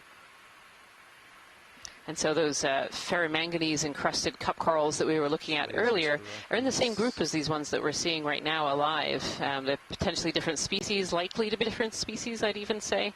But it's nice to see that in the past this was obviously an area where these cup corals could grow. And here, now, today as well, there are these cup corals that we're seeing on different areas of the seafloor as well.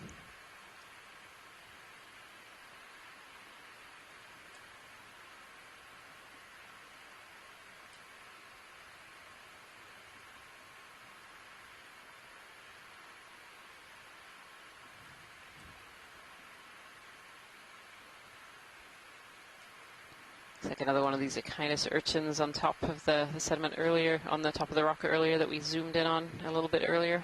Is that of interest, Washlet, or? No, we can keep going. Thank you. And there's almost a little bit of sediment waves in here too, and as we've learned from the last couple of dives that we've had where we've seen extensive sediment waves, these are caused by some of these bottom currents going along the bottom. Different speeds and velocities can create different levels of these waves, these sediment waves. And just in that little area in between the rocks here, we're seeing some sediment waves. Could see another one of these little cup corals and some sponges, and now we're coming up towards the left-hand edge of this ridge that we're making our way up during this dive. It's actually a really great view. If you switch over to your live stream number 3, in the bottom right-hand corner, you can see this little screen called the blue view. And this is a sonar that the pilots are using to be able to see what's up ahead, see what kind of terrain is coming up. And you can kind of see this ridge as we come up. So the brighter white is this hard bottom return. So these are rocks and things that are sticking up from the seafloor. And so you can really see that ridge there. And then on this screen as well, if you go over to the left side, you can see the view from the Sirius cam. So this is the second part of the ROV system that we're using that's looking down onto the D2. And you can kind of see us working around this this edge, this ridge. Beautiful. Yeah, and this Bathypathes black coral that just went out of view. We've seen a couple of those so far on this dive. And actually they've been relatively abundant throughout each of our dives, both on the Corner Rise Seamount and also here in the New England Seamounts. This is our second dive so far in the New England Seamount chain, and today we're diving on a small, previously unmapped and unnamed seamount that's close to a Hodgson Seamount, which is just slightly west of here. All right, I'm looking about 10 degrees. Nothing looks too dangerous up ahead. Nav, when did the last move in?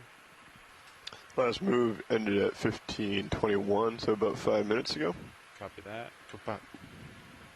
You could probably do like 15 meters. Let's do it. I mean, there's a little. Yeah, it's just amazing panning over this big sediment deposit. Yeah. We knew when we saw the map 15. for the dive that we were next to Okay, this big 004. failure Copy. part of the I'll call it platform now. up above, and Bridge, this is so ROV far we've nav. been treated to lots of rock We have a debris new and move if you're ready. now just this huge Range is field of sediment that's falling 15 downslope. meters. It's interesting Bearing to imagine 004, speed 0.2 what kind knots. of food did it bring to organisms at this deeper levels. Sediment can sometimes seem Good copy. just Thank very you. uniform or uninteresting, Pilot but set really move is zip. sediment is carrying nutrients and animals from above down to below, and so it's always an interesting thought process on how it's moved things, what has it moved, and how is it affecting the things where it's settled now.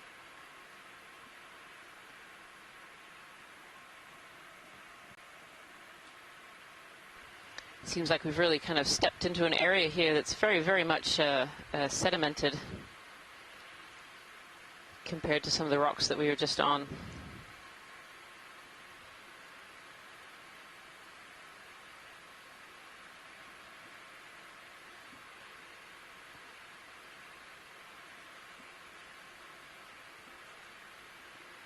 Yeah, might be something to look at 20 meters out. Right there. It's pretty sandy otherwise, except for this side. As we were talking about a little bit earlier, you know, we're looking at these large sediment plains as we come up here. Although you might not see any of the big corals and sponges that we are used to seeing on some of the rockier habitats, there are an awful lot of organisms that live within the sediment here, and they're called infauna. They live inside the sediment. And there are small organisms such as worms and sea stars and brittle stars. All kinds of animals live inside the sediments there.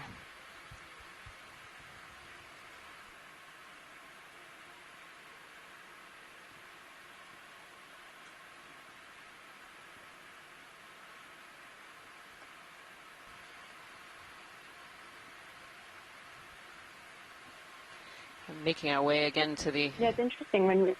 Sorry. Go ahead, Kira. Well, I was just going to say, as we approach these little debris piles, too, it's interesting. Some of them definitely look displaced, you can see that they're on the sediment, and some look still totally intact.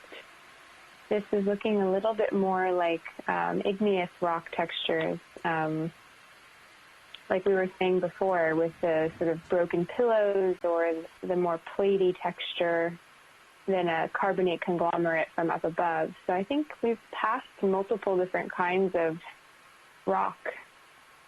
Maybe we're seeing some of the more original material that built this seamount here on this edge.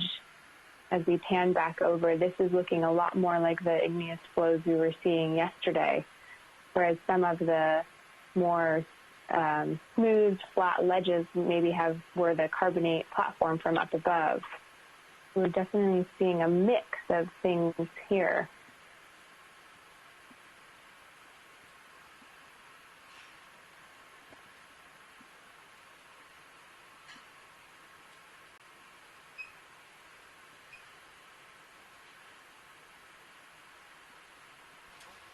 Cover that, Bridge. Thank you. Pilot's move is complete. Copy that. Thank you now.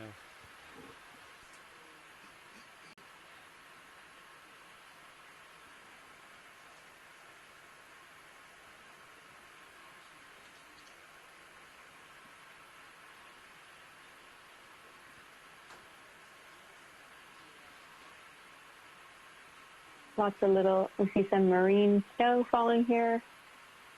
It's always good to remember the geologic time frame we're considering. It's easy when you're looking at sediments to think they fell here maybe yesterday or a week ago, but we could be looking at sediments that fell from the slope above millions of years ago. And so that's another really nice thing. If for scientists who might be down here seeing this, they might want to plan an expedition to come back and core these sediments or pick up some of the sediments and do geologic work on them to see what's their makeup, how old are they, what minerals are they made out of, to try to put together the geologic context. Or you could also have biologists who are interested in studying the infauna that are living here, and did they travel down slope with this giant fall, or are they new infauna that has settled here once the sediments fell in this region many, hundreds of thousands of years or millions of years ago.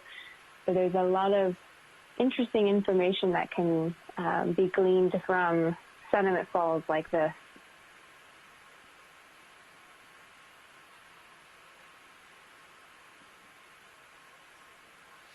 Hey, watch it 2, go. Watch it 2, go. Go ahead, Watchley 2. Definitely some very cool erosive features here on this ferromanganese crust that's coating what looks to be a little outcrop of igneous rock, back and forth. maybe even basalt flows or pillars that have that signature kind of bursting bubble look to them. Are you listening to cascading sediment over these, causing those vertical stripes, some of the botroid being outlined. Yeah, so the heading that Sirius is on in terms of the larger biology, although I feel like I see a few small things dotted here and there. Left and right to sort of see what's on each side. If you want us to cheat more to the west, this is definitely more reminiscent of what we saw yesterday in those large igneous flows. And just like we saw yesterday, I love this really bumpy-looking texture when the botroids or the grape-like features at the surface of the crust get outlined by little bits of sediment, making the contrast really high and making it look like a or something like that. Bubble wrap almost.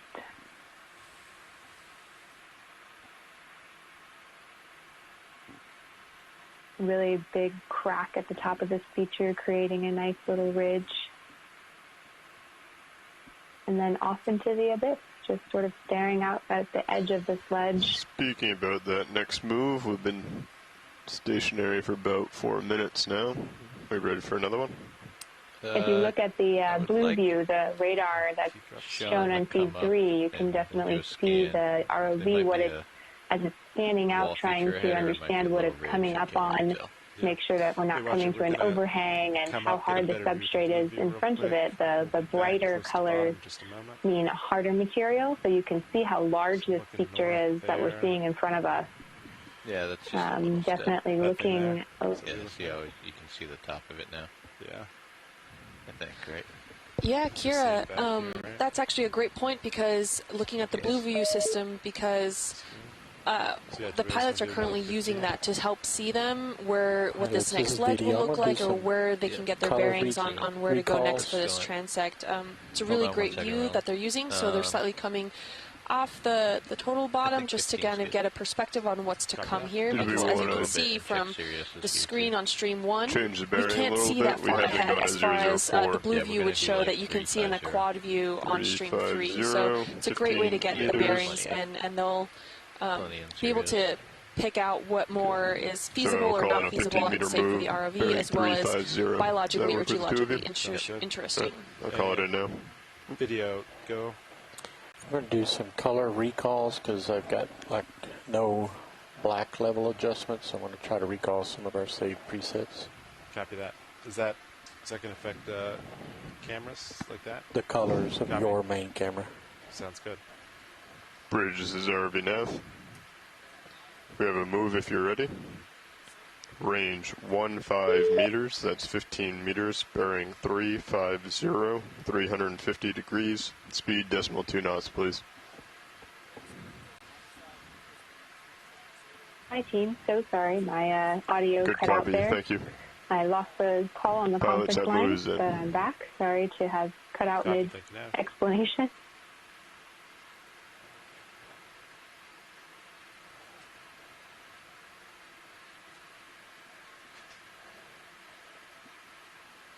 No problem, Kira. I was just saying that you made a great point mentioning the Blue View earlier, which the pilots were just Bring able up the to lights come a off little bottom bit. just by a few meters to be able to see Yeah, the that's overall fine. landscape My using problem is that, I've because the too overall much lights that backscatter we're light. having I on think something D2 went wrong with the don't light go as balance far today. as the acoustic sounds of the Blue View system. So they were I actually had able to turned down get the lights a little bit. more bearings and see the This- overall when it's landscape sandy, we get for a lot of- safer Yeah, but transects as that's well, like what might maximum. be That top geologically and section biologically should be interesting. completely not viewable right now, but that's like the minimum.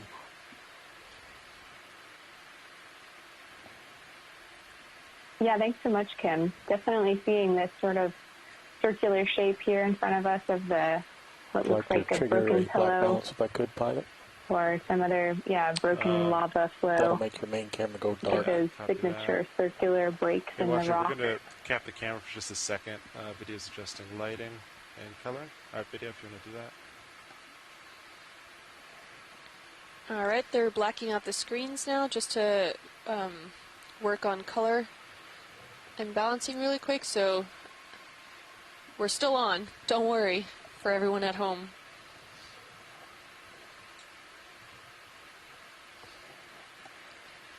Fly by my nip. Yeah, just kind of. That's better. That's what it should look like. Copy that.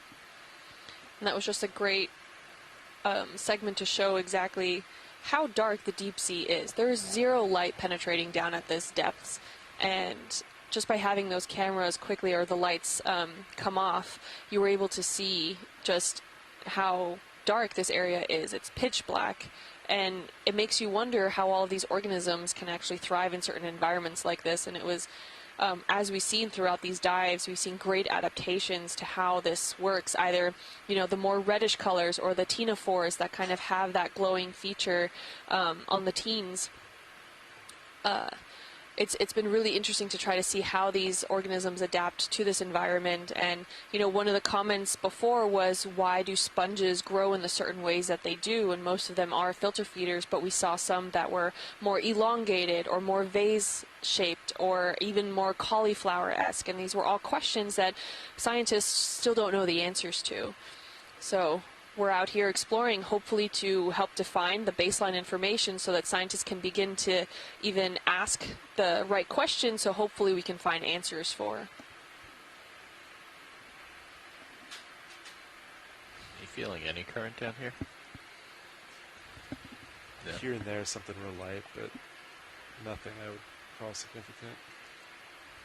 It's pretty calm.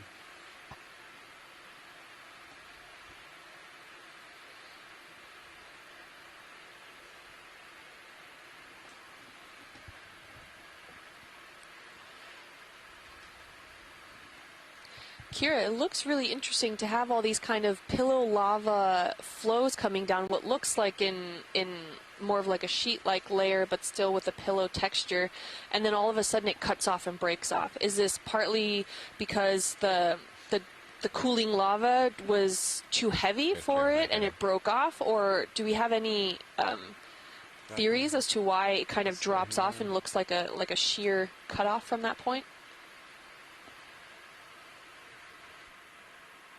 That's a really interesting question. I am no expert on volcanology in terms of the morphology, but I think that's a really good idea. And the questions we're always asking ourselves as we're looking at these features is, you know, were they transported here and they were broken up along the way, or is this how it's been sitting for many millions of years and that's a remnant of when it formed?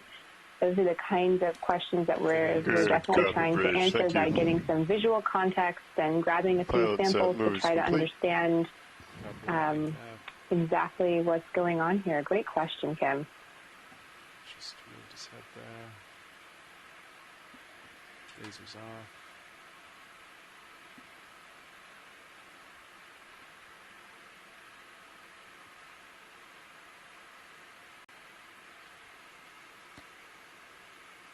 Zooming in on a fish here, hoping to get an ID.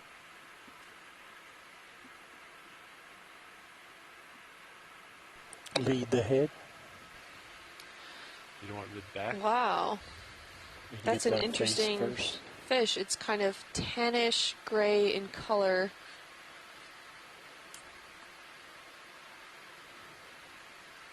What looks like the front snout portion looks angular, not very round.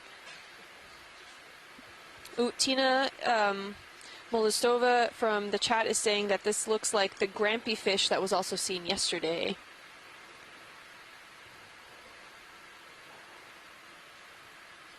Oh, it looks very eel-like. Oh.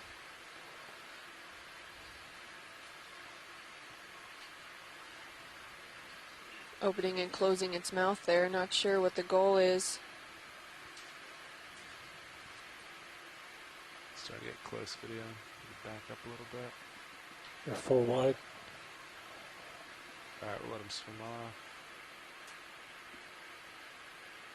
Ken Sulak is saying it's a Snaphobranchus. Alright, let him go. Iliopphis is the genius. I'm sorry if I say that wrong, by the way. Doesn't look too happy to see D2 making quite a fast exit there. Can we zoom in on that spherical structure right in center screen? Sure.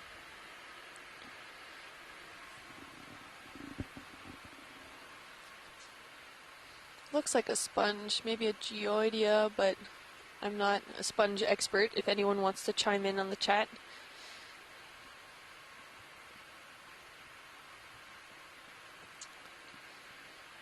Lasers coming off. Looks like a geoidea.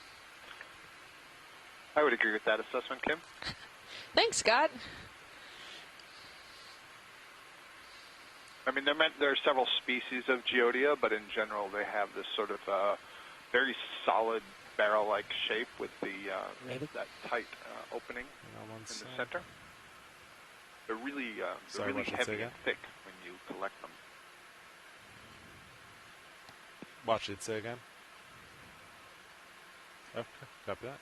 Alright, video. Looks like there's a couple other little things sticking up in the upper right corner. I don't know if those are oh yeah. dead or still living. It looks almost like a cup coral right above that dead stalk. That's that small spherical disc-shaped thing.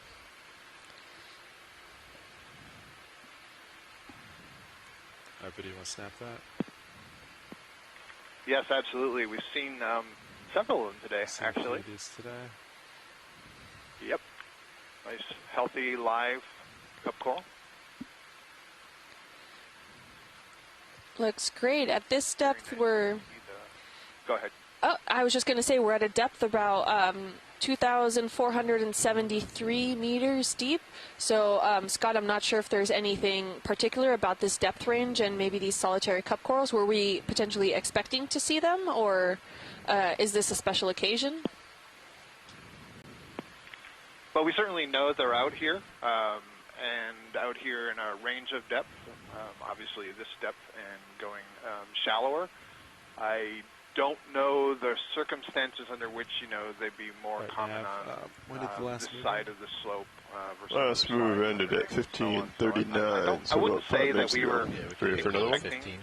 Do you still want it at 350, or do we want to switch back to the 004? How's that? Look, let's see. That's 350 there. Sounds I think that's where we good. wanna be. I don't think they have any interest in the sediment section. All right, we'll do another 15:350. Sounds good. It was really fun on Call one of that those in now. views, too. We saw Bridge almost is like already down. individual ferromanganese botryoids sticking up. They Do really another truly move look if you're like ready. grapes in that view. Range And 15 it's like a little meters, ball bearing of 350 ferromanganese. degrees, speed So 0 definitely decimal 2 this, knots, please. maybe, geologically more recently, which can still mean, tens or hundreds Good of copy, thousands thank of you. years less sedimented, where the ferromanganese Pilots, crusts that were move able is in. to form more actively, and now we're seeing them totally coated and in many places eroded. And it looks like maybe another sea cucumber coming into view. Get a little bit closer video, and then we'll get some views. Yeah, bright pink. Did we see one of these before? Yes, I think it's the second one of the dive. Oh. Our video can start to come Yeah, we have. We saw one a little bit deeper. I think it's the family Synallactidae. I'm not 100% certain. I'm not really good in the taxonomy of sea cucumbers, but I think the second or third type of sea cucumber that we've seen today. They're all echinoderms. They look quite soft-bodied, and they are, but they all have embedded in the tissue ossicles. These are very small calcium carbonate structures that give quite a lot of toughness to the body wall and gives the name to the group, Echinodermata, spiny skin. And they're deposit feeders, so they will sort of roam around the sea floor and ingest what's the name of the pockets seamount? of sediment and extract whatever it's clear. organics they can from those sediments. Got that? They That's tend to move around pretty What's the slowly, name of the seamount? kind of like a grazing cow or down. pig. The dive name is Hence the term sea Lumpy. pig. Thanks. And, Keep moving. oh, were you about to say something, Scott? Nope, I had no comment there. Okay. Chris Moss says that it does look like a synallactid.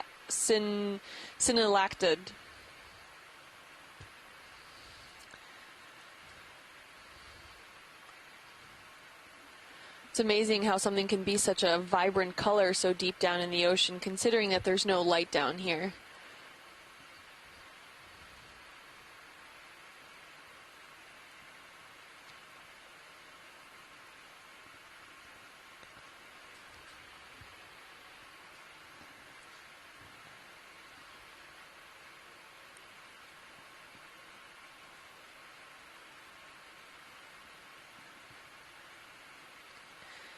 And it's really interesting how The hole you got there on the left, we're seeing looks all like of just a these black kind of more rock. pillow lava flows coming down, but it looks highly sedimented.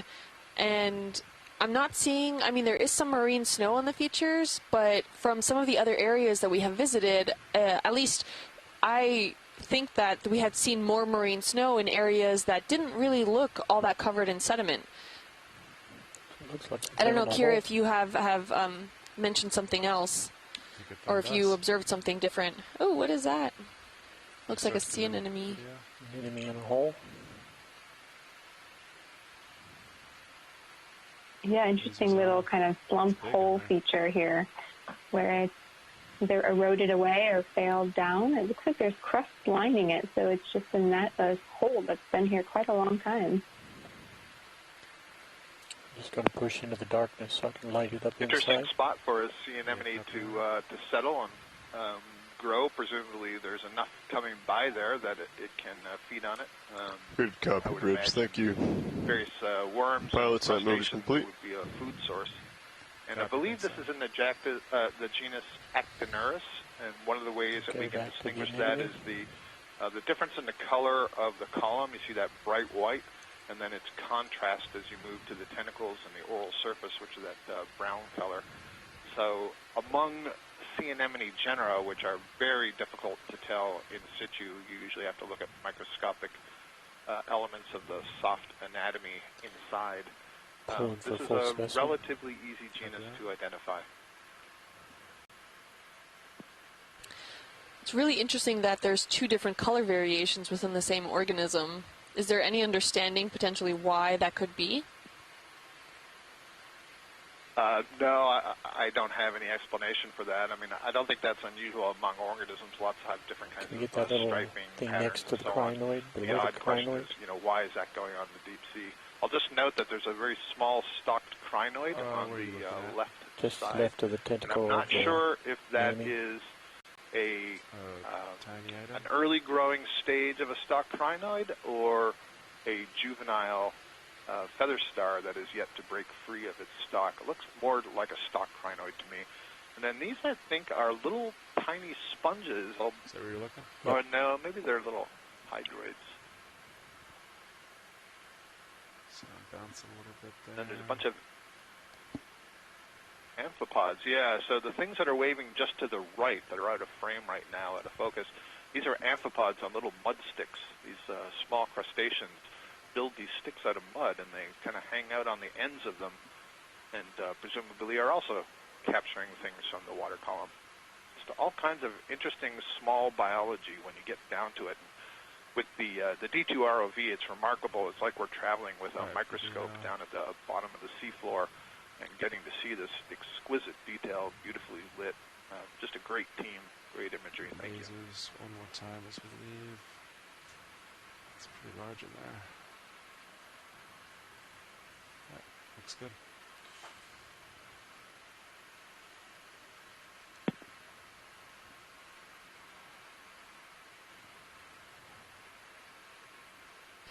And I'm going to ask this at the risk of just curiosity. Could the sea anemones potentially consume the amphipods that are potentially within that vicinity that are there if they kind of unlatch and are in the water column? I suppose that's possible. Yeah, those steps come out so those. I would venture to say that the amphipods have more choice over where they're building those sticks than the anemone does once it is settled, and so those amphipods could move on if they felt threatened by that anemone. So I'm guessing that they're not feeling very threatened. All pure speculation, of course, that you're forcing me to speculate. So yeah, I mean, among the many questions is, well, what are those fairly large, relative to the other things we're seeing? What are those fairly large anemones even eating? In shallow water, they basically eat anything they can get a hold of. Clams, mussels, fish, worms, shrimp, so on. So I suppose it just depends what sort of stumbles by that anemone. If the tentacles can close on it, they have the nematocysts that can paralyze their prey and then ingest it. So it's a matter of what gets down in that hole that the anemone can contact. It could also be, things that are falling through the water column. Doesn't necessarily have to be alive. Maybe some plankton or fish that has died, and that hole may be well positioned, that it sort of acts as kind of like a little funnel.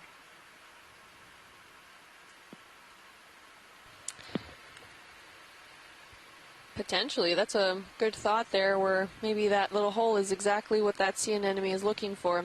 This is a really interesting geologic feature here, Kira. It looks like as it was flowing down the cooling section, just some of it might have just been either too heavy or something happened where it kind of just broke off and the rest kind of sheared off the top there.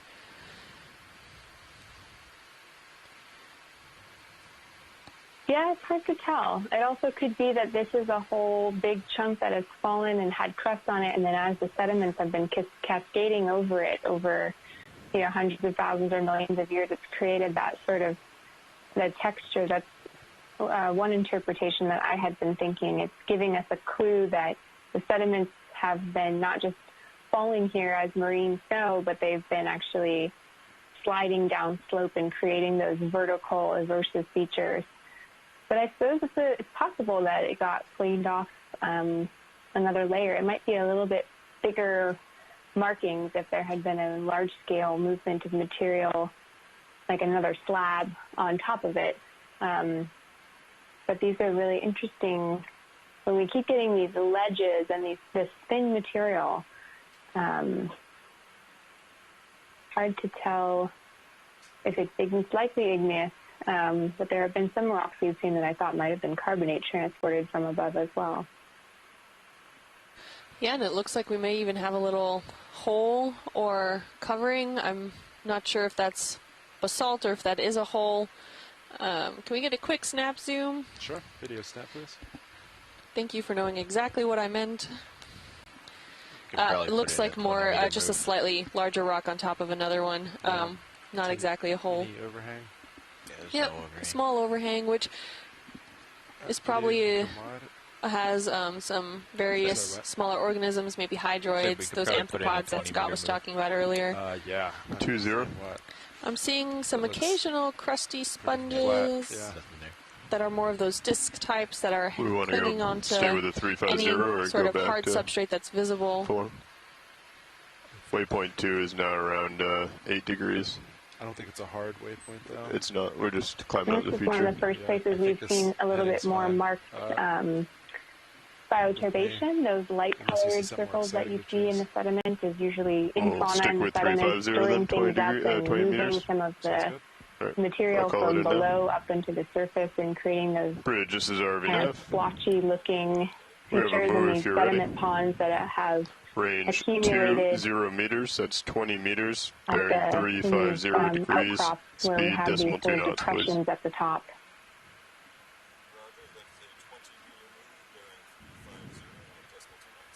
Good copy, thank you.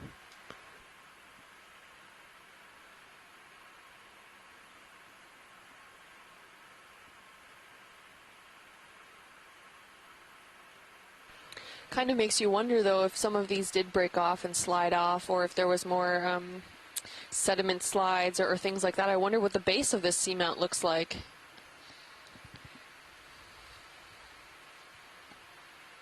Yeah, that's a good point. It's always good to remember exactly where we are. It's hard as far as how far we are along the seamount. We're currently at about 2,450 meters, which I think the peak of this seamount, I had that written down somewhere.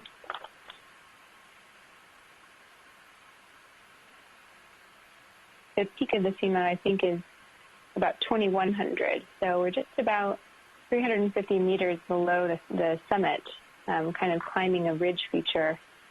So we're definitely seeing some really interesting erosive features close to the summit.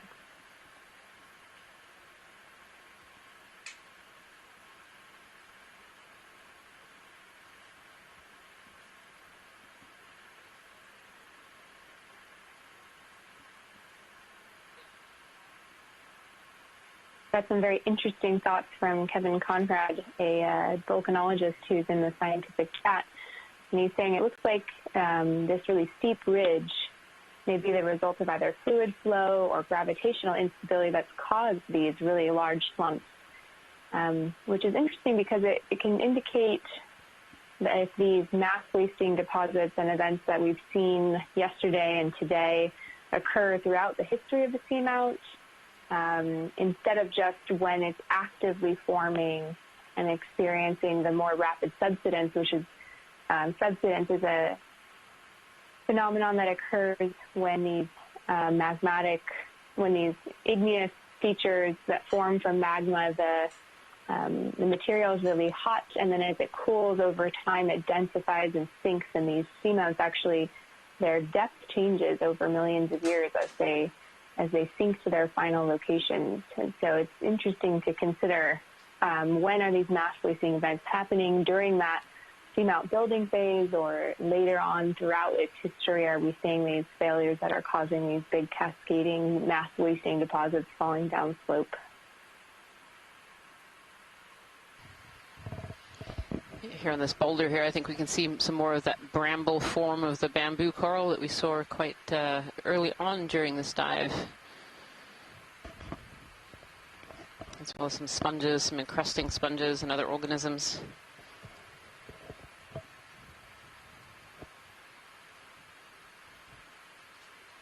It seems like there's a lot of material in the water, and so we call this material marine snow. And so this marine snow is particles from the upper ocean that are falling down into the deep sea, and these particles are usually things like dead plankton or other organisms that have died in the water column. And it's really this marine snow that feeds the deep ocean. So a lot of these organisms that we talk about as they're filter feeding or suspension feeding, picking particulates out of the water column, so they're feeding on this marine snow. But also the infauna as well is also feeding on this marine snow. So as it lands on the seafloor, it can form deposits. And then these infauna animals living inside the sediment, as they come and they turn sediment over, they're bringing that food down.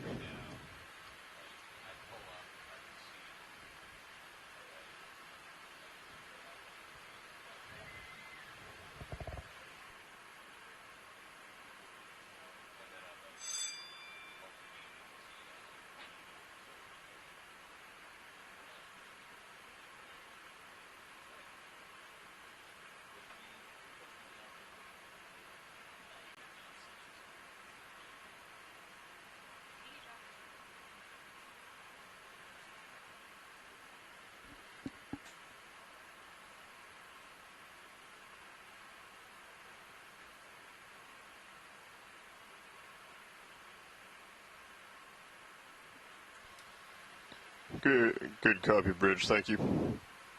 Pilots, that move is complete. Copy that. Thank you, Nav. Take a quick peek to the east.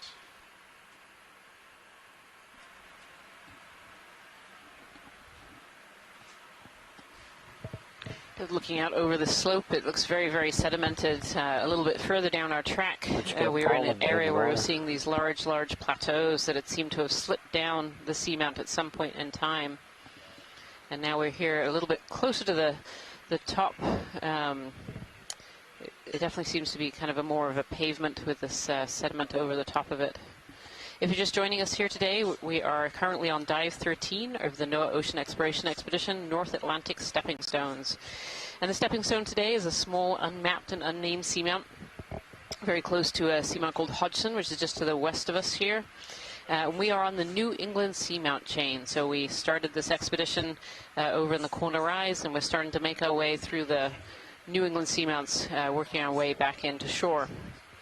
We started the dive today at about 2,550 meters, and it looks like we've come up about 100 meters so far upon our dive track, so we are currently at 2,455 meters.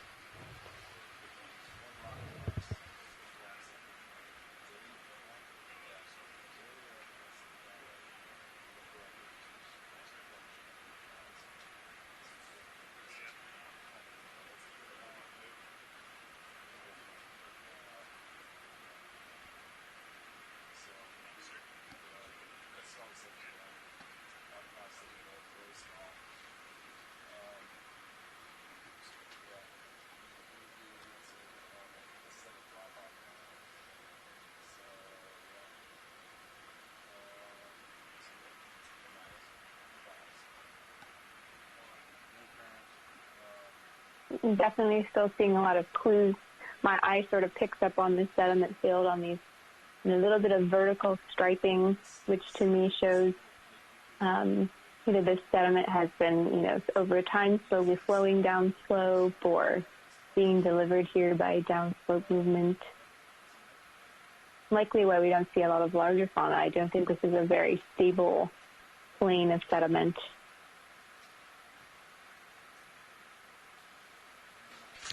Yeah, it's interesting taking a look in the blue view. So if you go onto your live stream number 3, in the bottom right-hand corner, you can see a little screen that says blue view. And this is a forward-looking sonar, which our pilots are using to help them navigate and see what's up ahead, what the terrain looks like.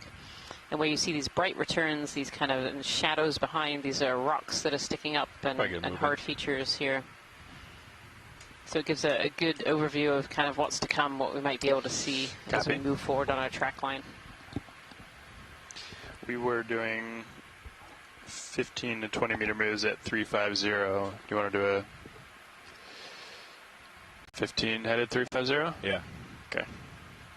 How's that sound, co-pilot? That sounds good. On the way. Coming over slightly to get that 350. Sounds good. Here's what the stock is.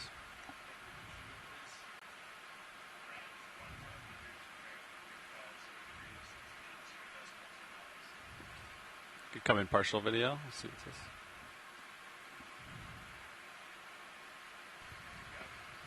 This looks like it might be either an old coral stalk. Yeah, I think this is an old stalk of probably a coral of some kind that lived here at one point in time and has broken off and been pitted with other organisms living on it. It's got that little bit of that ferromanganese patina, kind of the black and brown. It suggests it's been here for really quite a long time. That ferromanganese precipitates at a rate of about 1 millimeter per 1,000 years.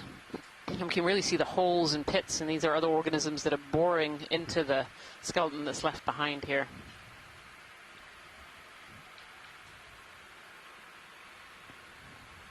There's a snail on there, and some sponges, encrusting sponges.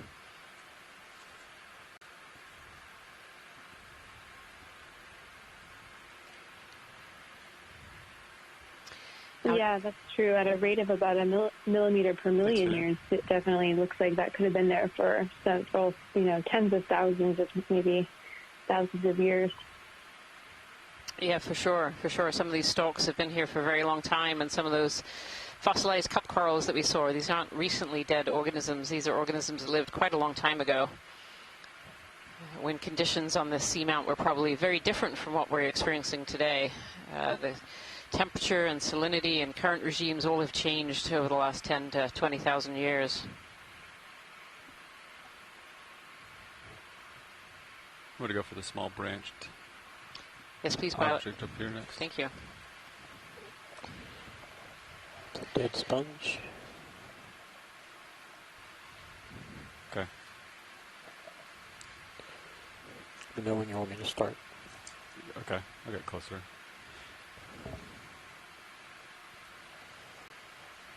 You can take it rolling.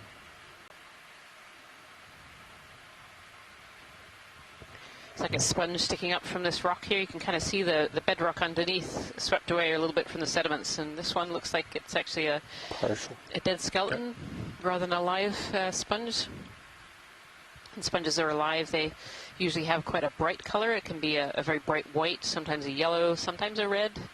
They can come in many different colors, but they leave behind that skeleton, that brown skeleton. Is that one of those, Yeah, this in the background, this is a Desmophylum Dianthus. So this is a fossil coral, a cup coral. It's probably fallen off of somewhere and Thanks, video. and Keep landed going. in this sediment. I think I saw a rock, kind of a rocky outcrop in front of us. Yeah, so I suspect this Desmophylum has fallen off from somewhere upslope there a little bit. You come up with me, co-pilot. Coming up. Look at these cracks in this in this piece here, Kira. As we go up, these big cracks in the rock. Take a look under the crack to the left of your laser. Yeah, that's a really impressive, really giving those clues of igneous formation. That looks like a flow that's been totally broken up, a fragmented low-bait flow Kevin Conrad adds in the chat. Really nice. You can see some big bauxite with ferromanganese crust. You can see this broken up igneous material. Definitely a fun sight, and it seems to be sort of outcropping above the sedimented ridge. So this might have been a big flow that's high enough it hasn't been completely covered, like some of the regions to the left and right of this feature. Yeah, it's definitely quite a bit of relief compared to both sides of it around it. It's really interesting. Copy. Yeah, and even just beyond it, starting to get into these really ferromanganese-coated pillows and bumps. It's one of my favorite textures. It just bubbles on bubbles on bubbles. So I'll be happy if we continue forward towards that. Yeah, what's interesting to me too is despite the high relief on this little area, we're not seeing any big corals or big sponges. I see some encrusting forms on there and some older stalks, but I'm not seeing much in the way of live corals and sponges in this area, which suggests potentially that there's some other things going on that are preventing the growth of these larger forms here. Yeah, here's some encrusting sponges. You can see how they've kind of almost mimic the bubble pattern of the botryoidal texture below it. Interesting. Thank you, pilot. Yeah, you can come out video. Keep going. Oh, look at those big, thick botryoids too. Nice zoom on the rock texture. Yeah, and some brittle. Yeah, like you were saying, it's when we see those thick crusts like that, it definitely means it's been here a long time. So this is stable ground. It just maybe the sedimentation is just a bit too high, or interesting imagining what's not favorable here. Yeah, it's really, really fascinating. You know, usually where we see these high spots, we often see more of those kind of organisms. Now we're at quite a deep depth. We're at 2,447 meters. So that could be a factor here. The amount of sedimentation is certainly a factor as well. I'm not seeing a lot of predators, but that doesn't mean there aren't mobile predators around that might be cropping off any new growth. And then just maybe the flow is not quite enough. You know, with the sediment settling here, it suggests there isn't a really high current in this area.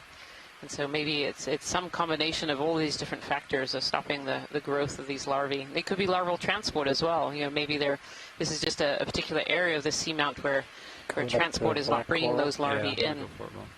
Get you close. If we could snap zoom on this Bathypathes, we have actually a request to collect a piece of Bathypathes if it's a more unusual species. So it'd be great to have a snap on this one. Okay. I'll get you closer video. Thank you. These Bathypathes is a black coral. You can kind of see the black stalk sticking out. It's named for its skeleton rather than its overall color, which is of course orange. These black corals have these really black horny skeleton made of proteinaceous material, and they're kind of black and shiny. Okay, you can come in. I'm hoping Tina is watching. Tina Maltsova from Russia, who is an expert on these black corals, and I'll try to hold this angle. she's been very interested in these Bathypathes, and there might potentially be several different species.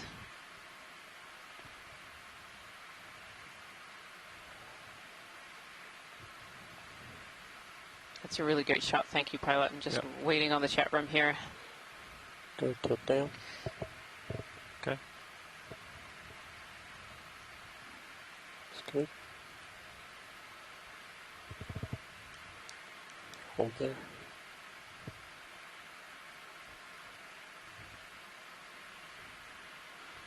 Not a lot of heave today. It's pretty steady. Yeah. Sometimes Is that these. a little baby one? No, that's probably a hydroid or maybe a bryozoan right next to it.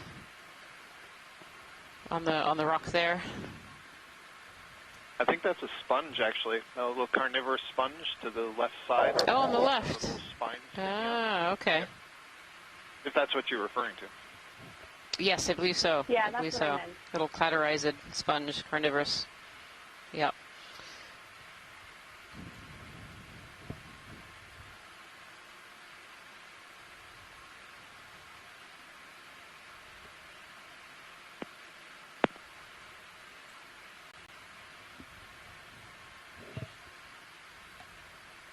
Beautiful shot of these long, long tentacles. And it's one of the features of these black corals. They have these long tentacles, kind of almost drippy looking.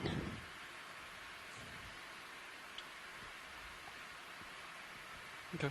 Thanks, video.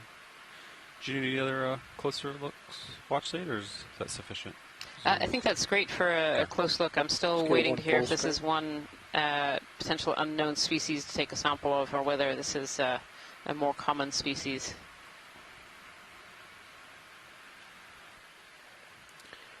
You can look at the sponge in the background while we wait. I was just thinking we could snap that sponge. Yeah, a sponge in the background here with a crinoid on it. Okay, so we can move on from here. This is a species that's potentially unknown. Thank you so much for the imagery there. It's beautiful. Yep.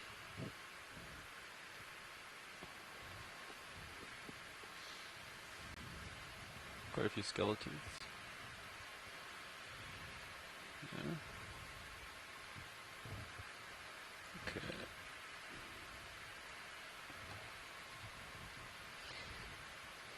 Oh, actually, on the right-hand side here, I think there might be... Oh, one of those suspended balls Yeah. with anchors? Yeah.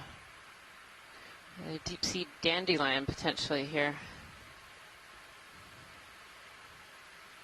So I want to roll. How close can you get? They're stable. Okay. Give me a second, Ron. Yeah, I certainly don't see it moving, and it's definitely suspended from the shadow that you can see there.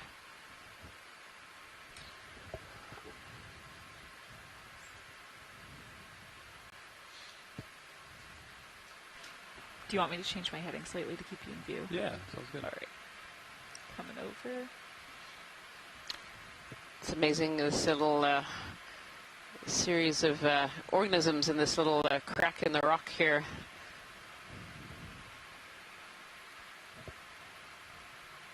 Yeah, I believe this is a Coming partial land. a still deep-sea landing. dandelion, which is a type of siphonophore. These siphonophores are made up of different zooids, each of them having different jobs within a colony, so it's kind of a colony all working together for different purposes.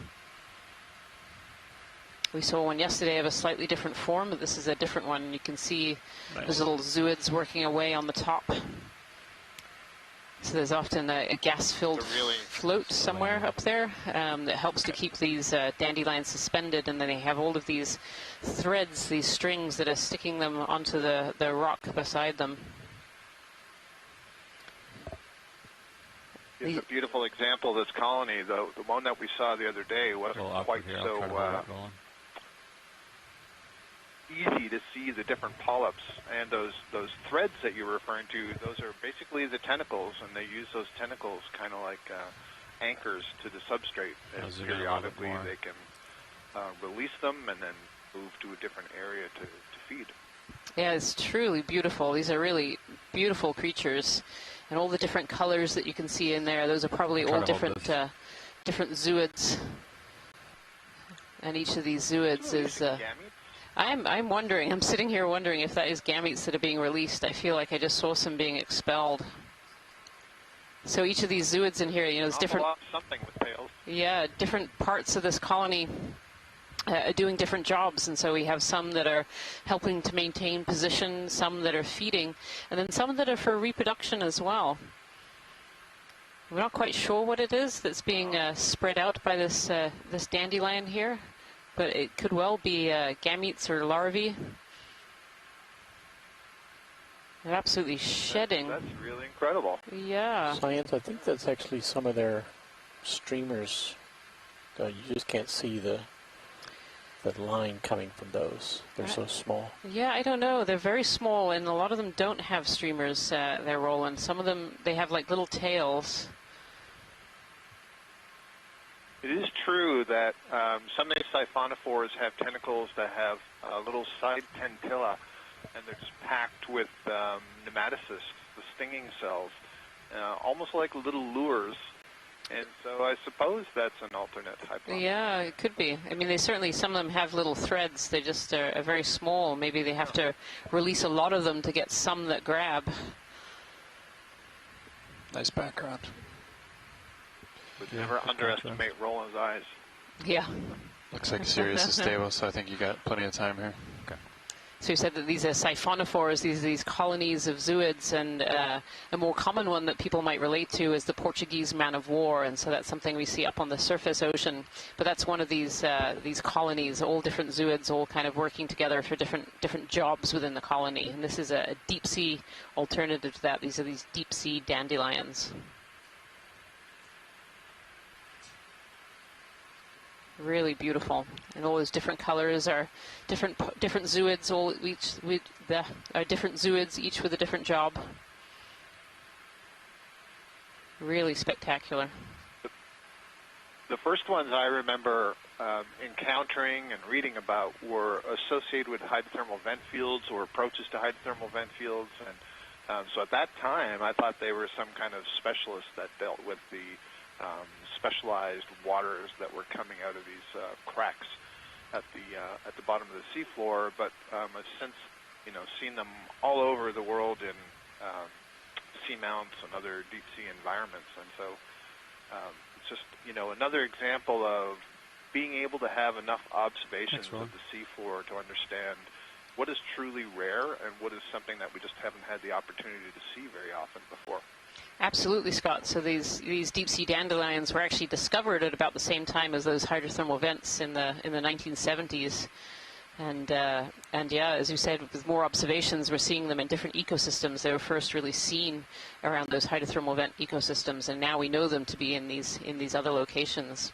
But they're very, very difficult to study as well. When we collect these deep sea dandelions, they actually break up all into their individual pieces. It's very, very difficult to get one of these to the surface intact to be able to study. And so when they were first collected back in the 1970s, they would collect them on the seafloor and then bring them up to the surface, and they would just be this mass of different zooids all broken up in different pieces. You couldn't really piece them back together to look at. And so being able to bring down these incredibly high-quality cameras and be able to observe them on the seafloor, and whatever this ecological behavior is that we're seeing with these release is just a fantastic video for researchers around the globe. Just beautiful. Thank you so much, pilots. This is just great video. Okay, thanks, video. Slowly pull out for full.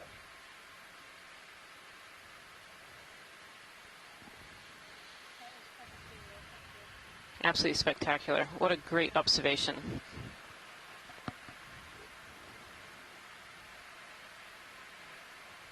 You can lift off and take off.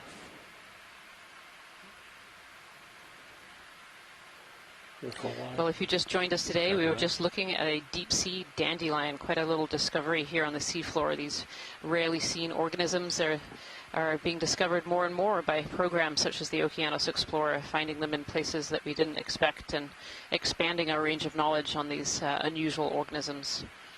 Today we're on Dive 13 of the NOAA Ocean Exploration Expedition North Atlantic Stepping Stones. And today the stepping stone that we're looking at is a small unnamed and previously unmapped seamount until our fabulous mapping team had mapped it over the last 2 days.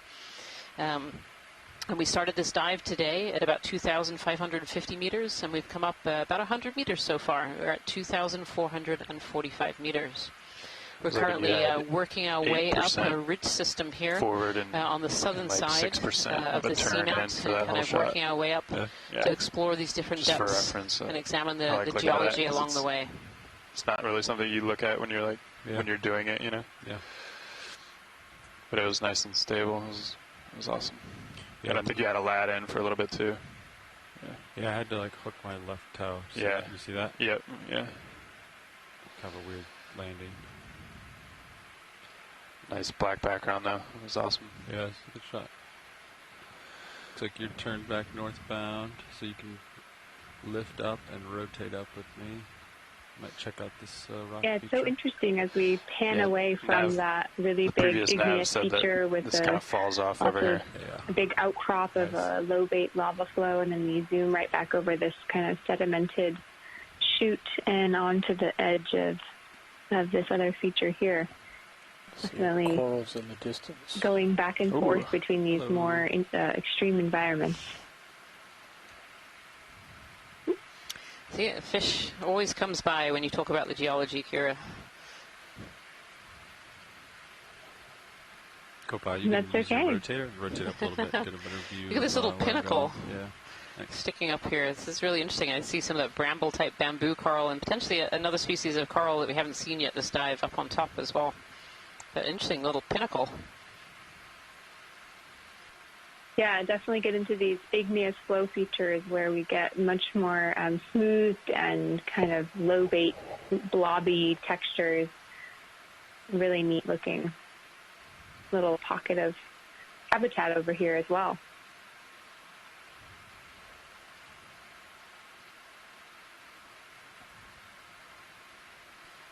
Yeah, between this little pinnacle and the main rock, you have this channel, and these can often be areas where we find a lot of these deep-sea corals and other organisms that like a bit of an enhanced water flow. These channels can kind of squeeze the water. You can imagine the water being squeezed in between these two rocks and creating a little bit more current.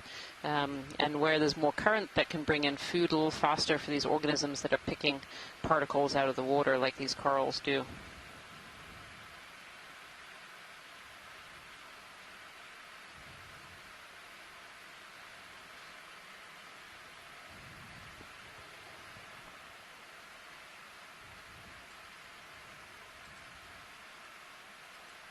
It's so interesting, too. I've been currently working on a paper talking about crust coverage on seamounts, and we've talked a lot about ferromanganese crusts and the fact that they're everywhere. But looking at a region like this, you can see that the morphology changes based on if it's on the top or on the side, and trying to think about the thickness of how deep it's going onto the substrate rock of the igneous below.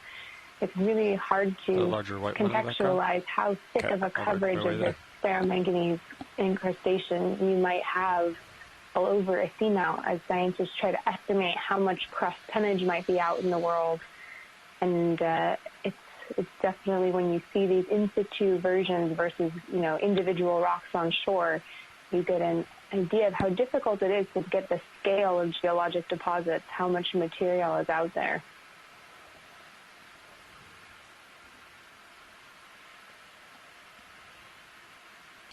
Yeah, definitely on this side, as we're going up this ridge, there's been a few more of these larger colonies as we've gone up this ridge. We often see more organisms living kind of on the very edges, the very top of these features, where it kind of curls around. And these can be areas with a bit of enhanced water flow that potentially take away that sediment and just create a better habitat for larvae to be able to settle and grow. This looks potentially like a bamboo coral here. I'll get you closer, Roland. Yep. Adjusting as you go. Quite angular looking. Got a little east to west current there? Yep, just a little bit. Coming over this rock. Alright, well, I'm going to try to settle you in here. Set the e-brake. Okay, come in partial. Otherwise settle. A little slippery yet.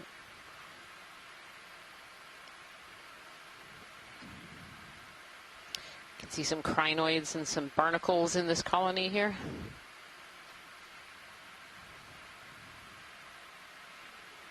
Those barnacles in the top left corner all have their filtering legs out.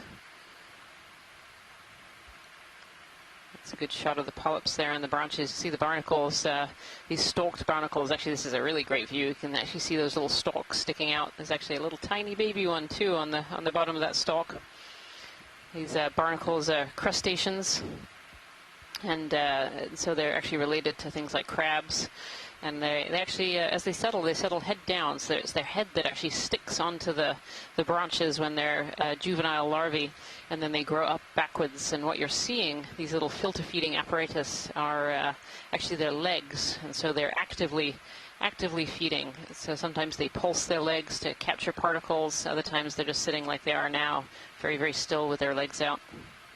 Just gonna work my way to starboard. You can see where they connect to the skeleton there. That sort of fleshy lobe.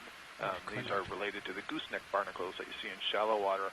So this bamboo coral we're looking at, Rian, is similar to the ones we were seeing yesterday, where it's got the really opaque, milky tissue, reminiscent of all the very small scale-like sclerites that are in the tissue that are reflecting the light, and that kind of hides the nodes from us somewhat, but you could see what that was exposed.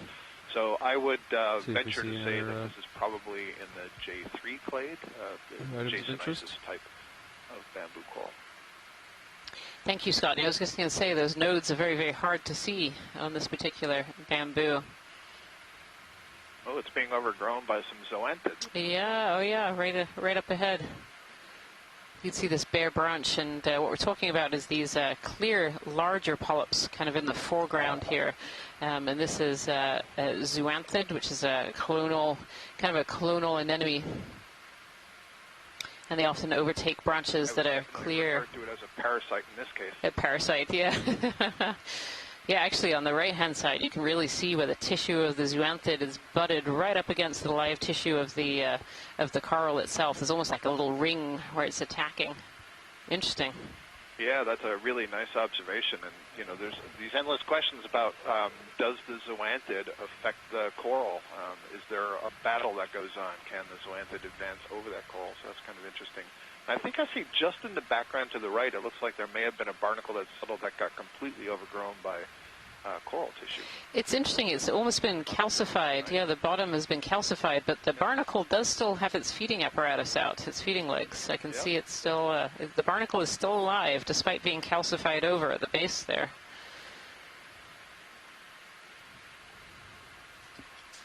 So Tina is noting something here in the chat room, and it's a good observation in general about zoanthids. So one of the ways we can recognize these zoanthid polyps, you may have heard me say this before, is that they can incorporate foreign material from their environment into their body wall, and it's one of the things that makes them so rough appearing. The body walls appear so rough. And Tina noted that on some of these zoanthids, they appear to have co-opted the scleroids that the bamboo coral produces into their own body wall. So neat little trick there. They do the same sort of thing with sponges. Next video. That's really interesting, Scott. I didn't know that zoanthids could do that. Thanks. Fascinating. Yeah, sediment grains, foram shells, you know, whatever's handy. Yep.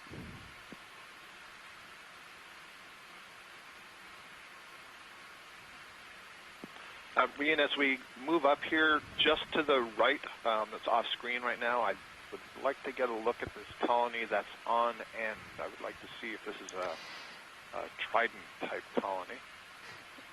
Just coming into the screen or just out of the screen at the bottom? Yep. Coming into right now, it's center, top center. Yeah, pilot watch lead? Go ahead. Yeah, if we could zoom in on this colony that's just kind of right of center right now. The foreground or the background?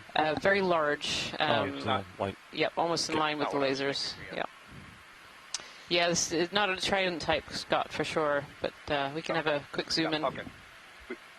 Yeah, just do your typical zooms. We don't have to dwell on it. Thank you. Okay. Thank you, Scott. You want to move that way? I think this might be the same one. Yeah, it looks a little like the same colony that we just looked at. We can have a quick snap in and take a quick peek.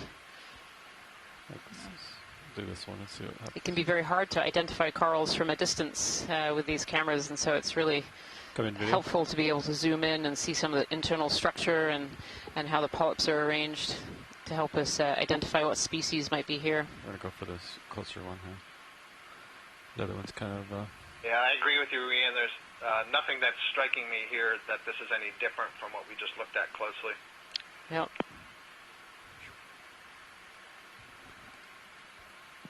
Let's look at it. It has one of those cages, though, on the right side. Yeah, I think if we pan slightly right, whatever, you can see kind of this mess of polyps here. Though I don't see the anemone in the center, interestingly, Scott. You know, every time we've seen kind of one of these cages, there's been an anemone in the center. And I'm not sure I see that here. Yep, no, I don't see the anemone either. I think yesterday when you were on lunch, Kim and I were looking at one of these, and it was the same sort of thing. We saw the cage, and we didn't see any anemone.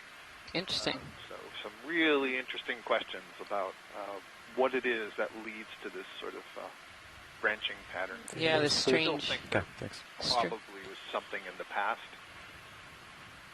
Almost like the growth of the tissue is, you know, avoiding whatever it is that's growing on the coral. And so much like we were just talking about the zoanthids before, you know, there's definitely this chemical interaction between different species.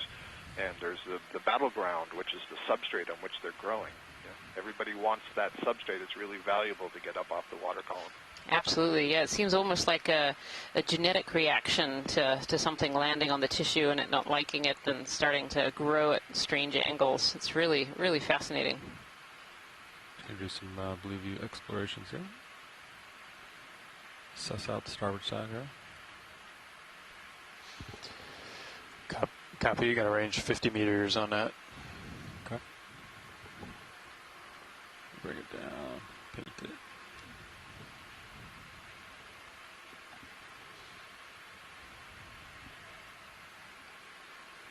My sonar's looking. Have quite a nice view on the live stream number 2 right now from the Sirius camera. That gives you a little bit of the sense of scale. So Sirius is looking down on us. This is the second part to this 2-part ROV system, and it's looking down on the D2, and you can see how we're kind of on the edge of this ridge. 10 meters northbound. And this is quite a slope that we're working on right now. Yep. I'll just work my way up this rock feature. North or 350? You want to do 000? Yeah, zeros. Yeah. Okay. Yeah, it's nice that You're going to snap the the ridge is offering us these really nice big outcrops of igneous flows covered in ferromanganese crests. We've got hanging out here. Distracted by a sea cucumber, Kira. I'm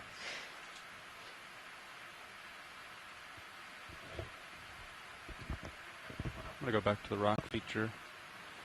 Is there something you wanted to look at, watch lead? I think definitely the more interesting seems to be on the port side here. Yeah, so I think maybe follow this feature up as we move up our transect would be great. Awesome. Thank you.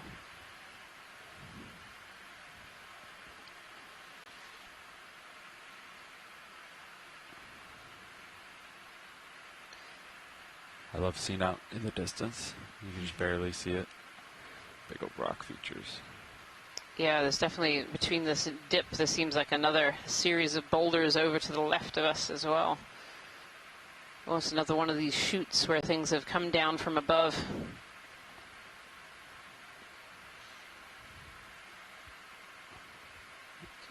Check it out.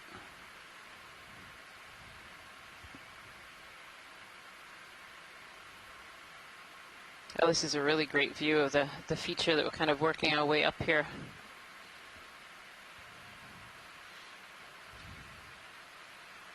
Yeah, it's awesome to put it into context. You know, on some of the other views, it felt like we were on the edge of a giant cliff, but we're definitely still in this big, like a big flow that's raised up out of the seafloor, and there's a whole another field of it down below. Okay. A large, maybe even a large erosional channel there off to the left of the screen. Getting pulled away from view of you. You can, Copilot, you could probably come down a little. Just to give him a little bit more tether, but I don't think we want to go that way anyway. Yeah. I'll settle back in front of you, Copilot. Looks like this area is mainly made of these pillows rather than the really flat features that we're seeing at the very beginning of this dive, where the rock was very, very much flattened. These are much more bumpy in texture, and then, of course, have those little bumps, those botryoidal ferromanganese features on them.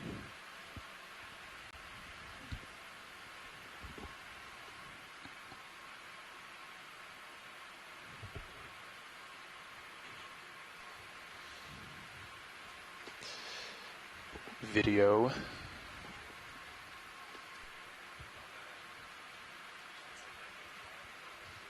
Yeah, definitely showing us that we've seen some really different rock morphologies here so far on this dive. And definitely interesting that however this seamount has eroded or formed, at this depth we're not seeing a ton of carbonate rock, although I guess we are a bit shallower than we were seeing the carbonate cap over on the corner ice seamount. Just waiting for some more tether.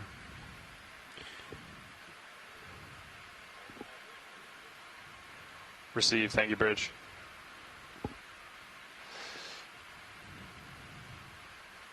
Just going to zoom in on this small sponge while I wait for some more tether. Absolutely, yeah. Some zooms on some of these edges if we're sat here waiting for tether would be great. Okay.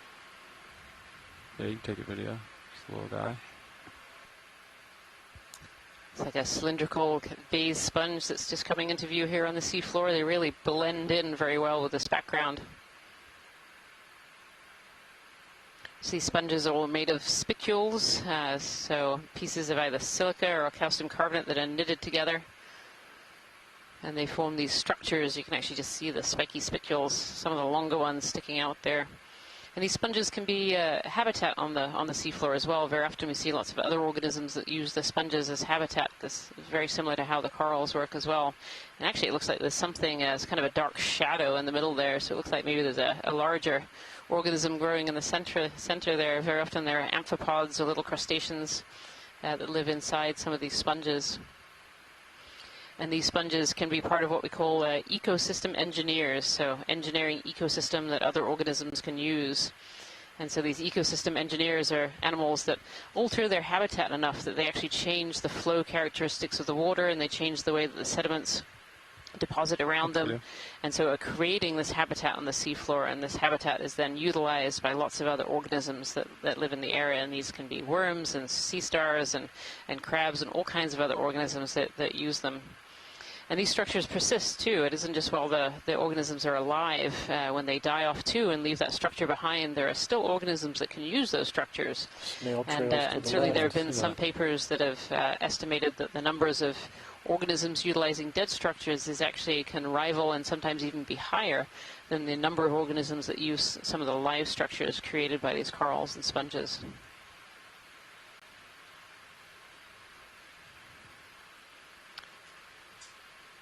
Oh, there's a little feeding track here. I wonder if we can figure out what's been feeding on the rock. You can just see these dark, wiggly lines moving their way up.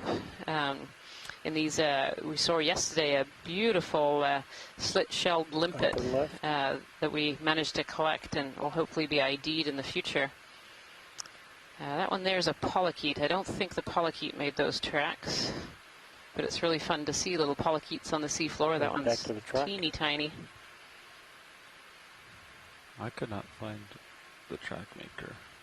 Yeah, well, it might have been eaten by something, Pilot. Okay. The track maker might not be there anymore. But these tracks are made by organisms that have, mouths that are scraping away at the rock, and so they're getting all the bacteria and food that might have persisted on this rock face and have kind of scraped it away. Oh, those are hollow. Another interesting thing to consider is, tracks that are left in the desert can persist for a very long period of time because there's really relative quiescent conditions, and so here if something cleared this track, how long would it take to fill back in? So maybe a track that we're seeing that was made quite a long time ago in the past. That's a really good point, Scott. Yeah, that's very, very true. This could be quite an old track that was left here. I saw an interesting kind of yellowish structure over to the left of this rock, Pilot. Yeah. Kind of tucked under that pillow there. Go ahead that way. Whatever made it was pretty small. You can see those 10-centimeter lasers. The width of that track is certainly less than a centimeter. It's very, very tiny. That's right. I'm sure this is a sponge, I think, that we're going to come across here. Slightly different color, very much blending into the background. It might just be a sponge skeleton that's left behind. Could take it. I think there's going to be an interesting... Yeah, we'd seen some geodia earlier. Those like barrel sponges that were clearly alive. I'm not so sure about this one. Yeah, this one seems very covered over by sediment. Looks like it kind of anchored with some skeletons to hold it there. Yeah, it's grown up around this coral skeleton that's left behind. I mean, I see some tissue that suggests it might still be alive, but it certainly doesn't look very happy, covered over with all that sediment. These sponges are filter feeders. They have these pores all over the outside there are specialized cells inside those pores that have these things called flagella, these little wiggly structures that wiggle and create water flow through them. And so when you see a sponge that's covered over by sediment like that, you consider that all those pores are probably blocked, and so it's probably not getting a lot of food, even if it is still alive.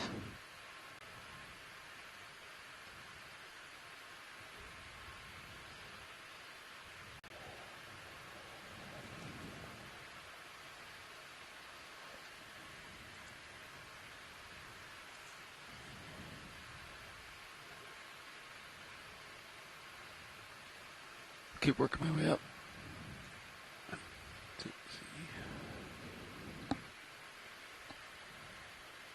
Still seeing a few of these pillow collapses that have been rounded out and filled with sediment over time. Really impressive flows here.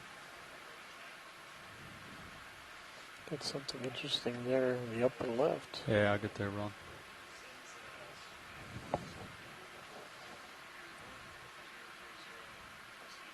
Looks like an urchin.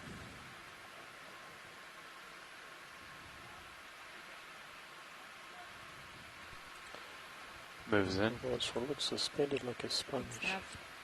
Even through the sediment cover here, you can really see that botryoidal texture, that bubbling of the ferromanganese.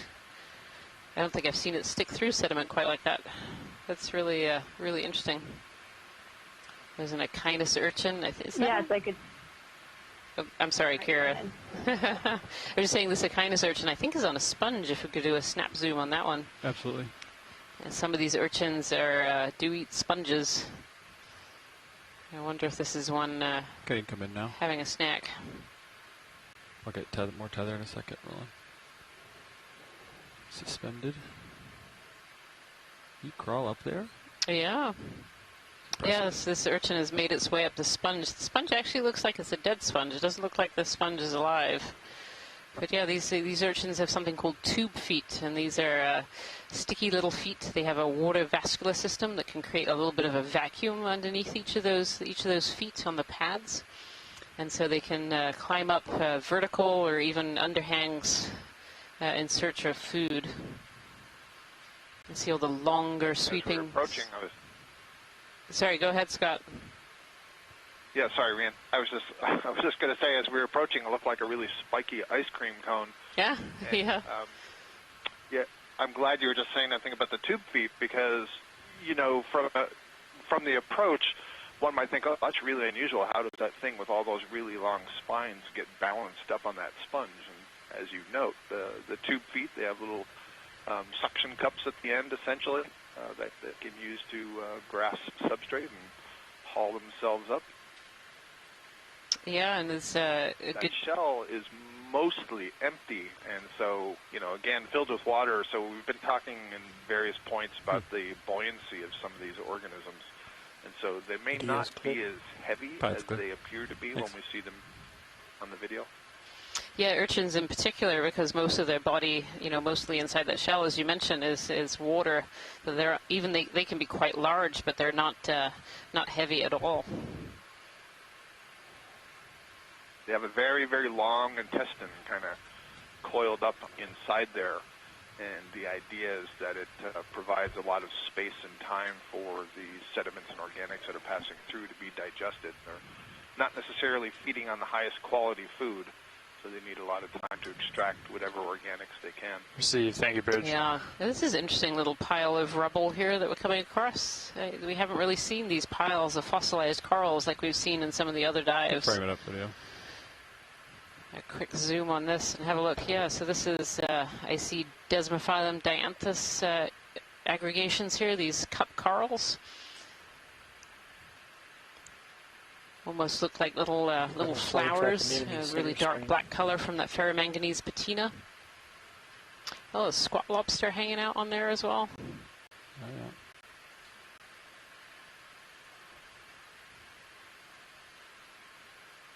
A little treasure trove in here. It is. Getting closer video.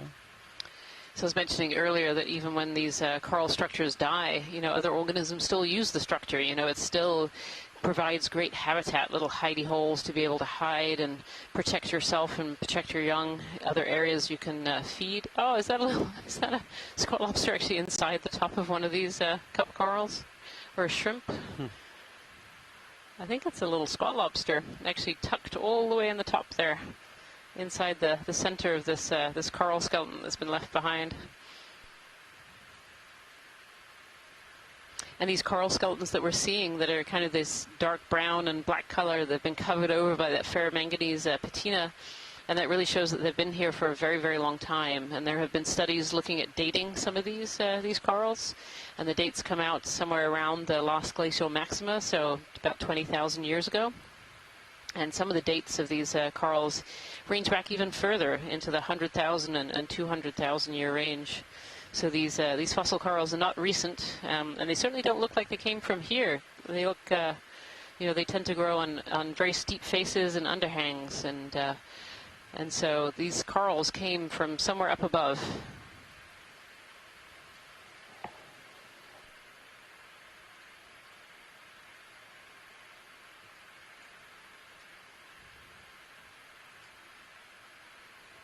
And certainly during this dive, we're actually looking at our dive track right now. We're coming relatively close to the steepest part of our transect today. And so maybe these fossil coral deposit that we were just having a look at fell quite a distance from above. I just want to get a pitch test. It's been like negative a little bit. Which is what, bow down?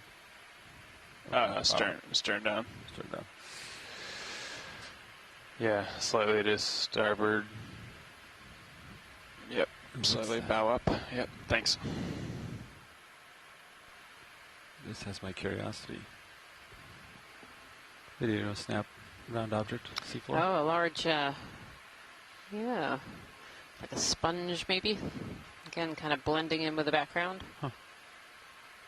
Oh, it's a second sponge part of it. Got it. Yeah, kind of that peachy color. Kind of fools you into thinking it's a giant egg or something on the seafloor. This is a type of sponge. There's actually another glass sponge right beside it that kind of looks a bit like a vase. Thanks, video. Keep going up the hill.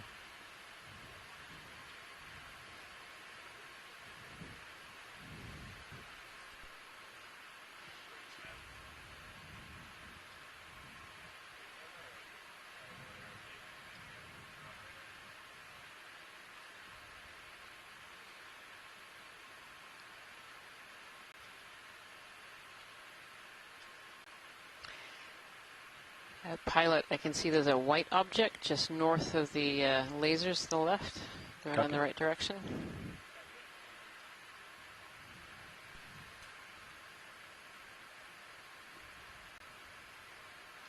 I think again this is another sponge. We've seen quite a few different kinds of sponges today.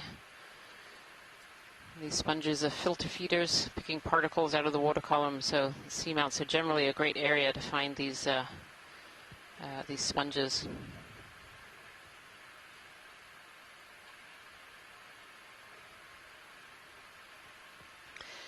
Looks like the sponge is sitting right next to what we call a xenophyophore. That's kind of the sandier looking bump to its right here. Yeah, so this is a sponge sitting on a little rock. This white is a sponge. And over to the right-hand side there, that's what we call a xenophyophore, and that's a single-celled organism that's actually created this this mucus house, and this mucus attracts all these sand grains, and they pull in sand grains to make their little home. And these xenophyophores are found very, very frequently. We've seen a lot on this dive track so far, and almost most places that we find sediment, you'll find some xenophyophores, and they can be large. This one's about 5 centimeters, but they can be kind of up to basketball size, apparently. So they can be quite large. I can see another xenophyophore over to the right-hand side as well. It's quite a few in this frame here, in the sediments. Is the orange ball likely a sponge? No, it's likely a sponge, but be worth a snap zoom as we go by. Okay. Thank you. It's maybe one of these geodia type sponges. The geode.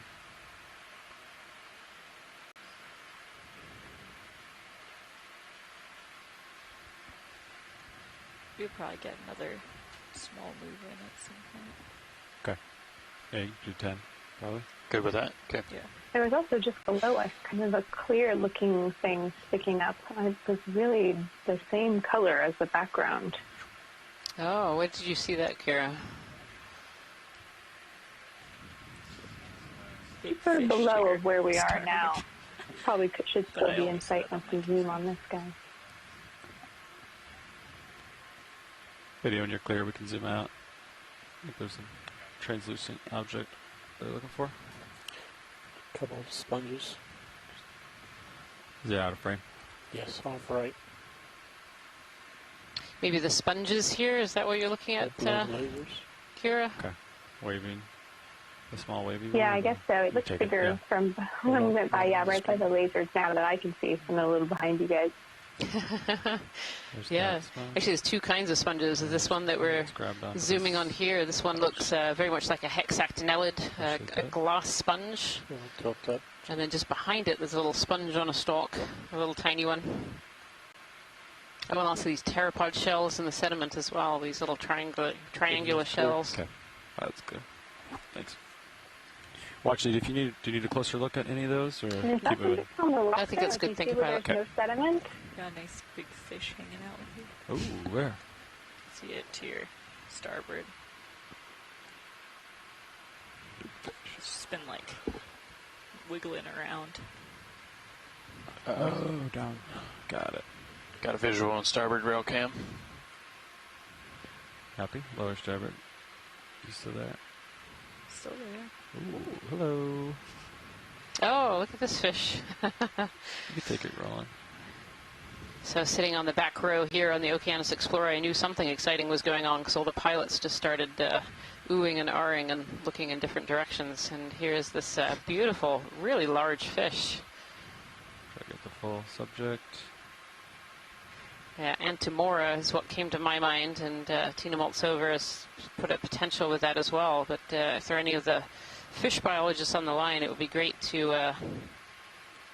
Parasites on have some confirmation. side. Very, very pointy snout, very large eye. Just not too sure about you. He's on the move. And definitely on the move. Maybe Going with the current. it doesn't like D2 all that much, trying to get away from us. Very, very large eye there on that black, very dark fish.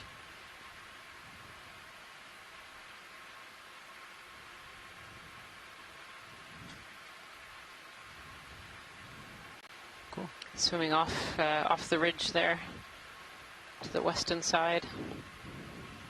Nice spot on you. It was hanging out there a while. Receive. Thank you, Bridge. Okay, Copilot, I'll keep exploring this steep slope. Make sure we know what's what.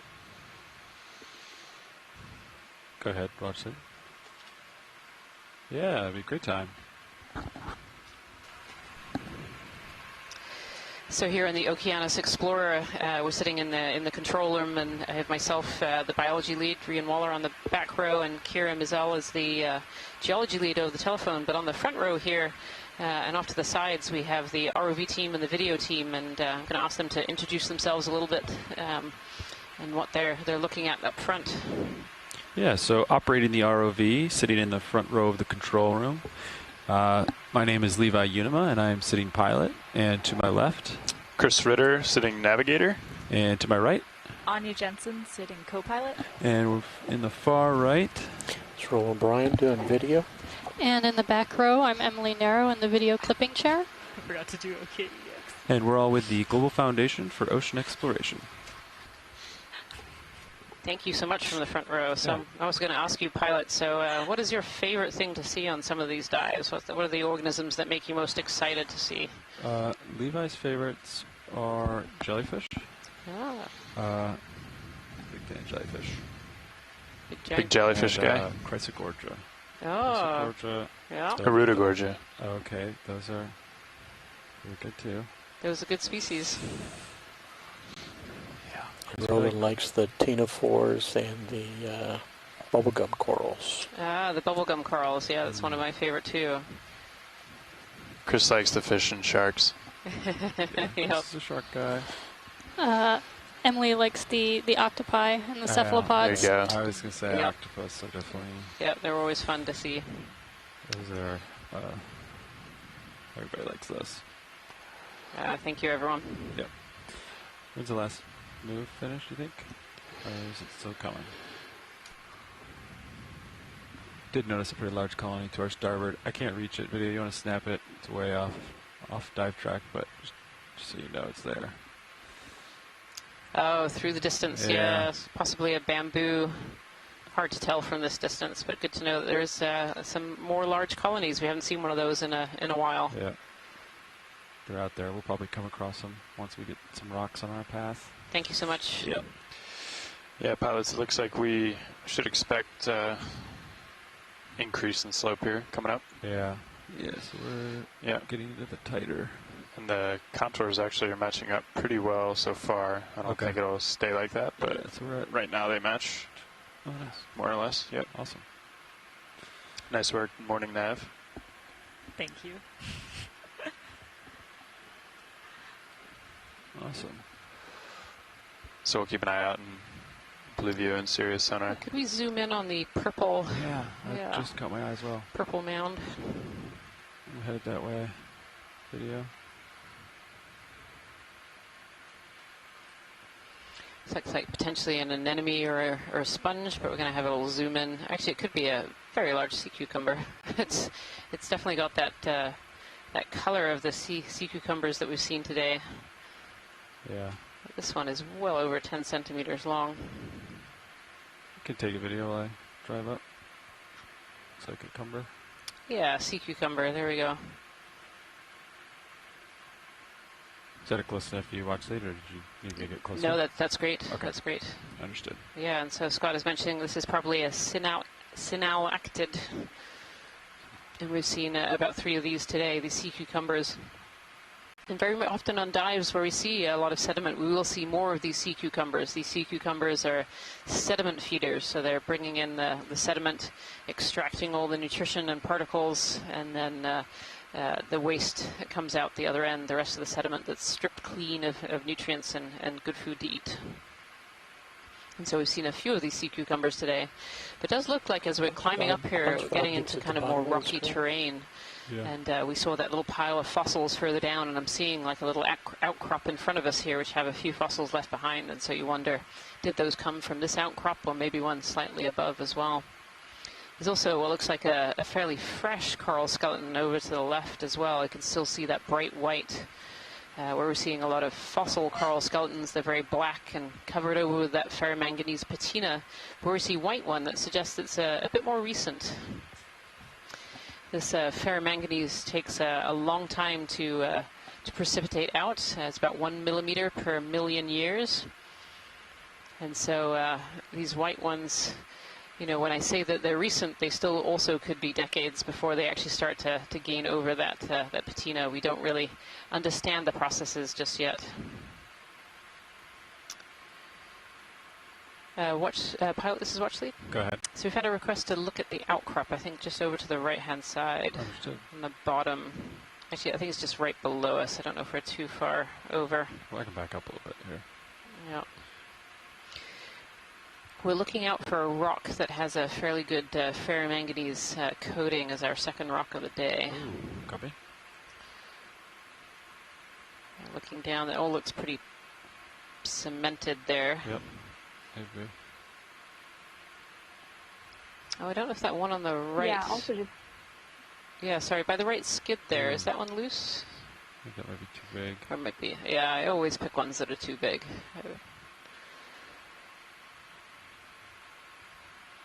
Yeah, those are two. Yeah, thank you. I also just wanted to get a look at it, try to see how thick the ferromanganese crusts are. It looks like some of these might be 20 centimeters thick, which is many millions of years of geologic history built up. We've seen some really thick crusts on the New England seamounts in the past, and they hold a lot of history of seawater chemistry, so it's nice in these outcrops where there's a little bit less sedimentation just to get a quick look at those two are too big. how thick are the deposits that are forming here. But it doesn't. I don't see much that looks like we could really pick it up. It's so tempting when I see these ones to kind of ledging out, just want to grab them, reach right through the camera and grab it. Yeah. But it's very difficult to make those collections. It looked. No, it was like bottom right. But yeah, I'm not actually seeing much here, I think. But maybe at the base of this cliff that we're coming up on. Yeah, I'll keep moving up. Yep, you can move on, thank you. With me. I'm gotta make my way up here. Yeah, looks like there's a maybe field on this up little there. slope that's ahead of us, I see a fair amount of loose rocks there. Kira, I don't know if those are too displaced. Have they come down too far, or would one of these be a potential?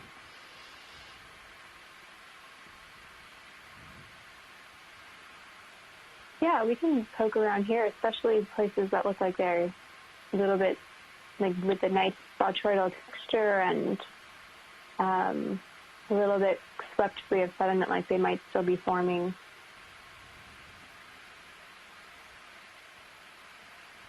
And now we're getting a little closer. I wonder if these are all actually pillows rather than stuff that's come down. I'll let this one video and snap it.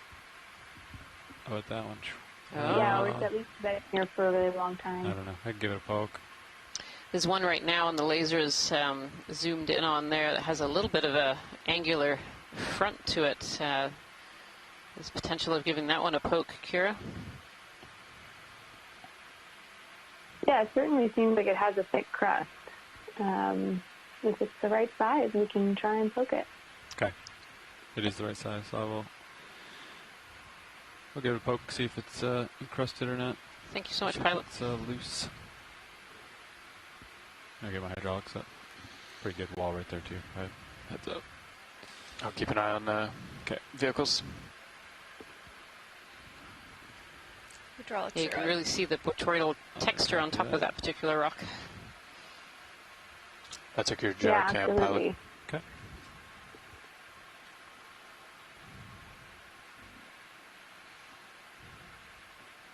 If you want, you're in a good spot. I can put the mini Zeus. Yeah, you can put mini Zeus centered up. Sounds good.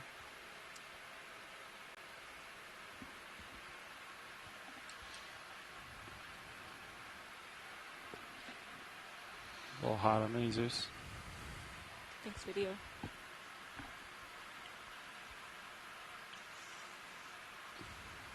Alright, hydraulics are up. Enabling 321. Cord force 7. It's pretty serious.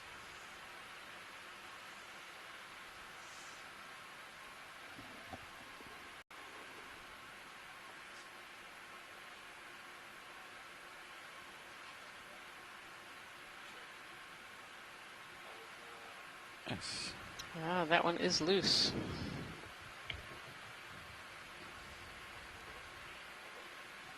Great, let's go for it if it's not too big.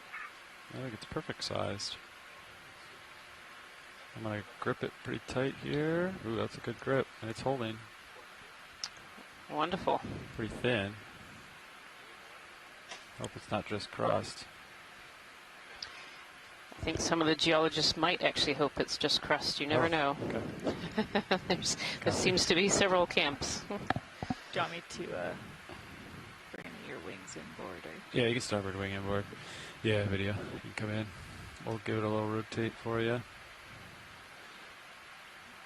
We have a oh, I lost it. I saw that. That's fine. The little bonus rock. Yeah. Looks like the bottom of it's a little sediment covered, and top has some nodules. Awesome.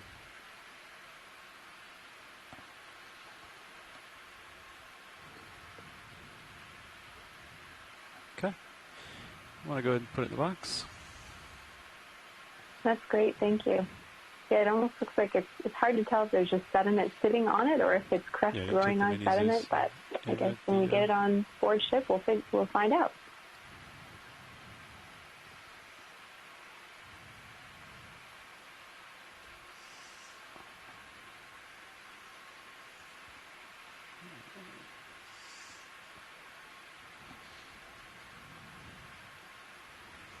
Your starboard minute also has a good view. Yep. Awesome.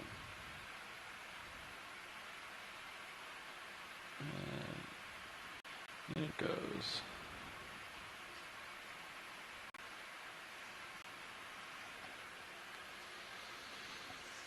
Get back.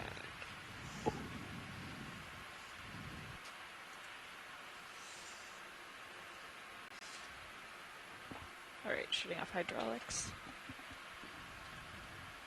Okay. Looks like we got a target. Can I point the mini Zeus back up? Okay. Yeah, so basically right in front of me there. It's like a little wall. See that?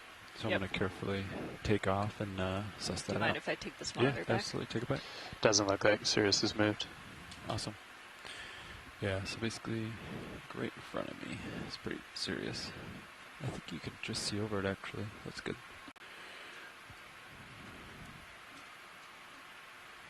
We'll check it out. This guy.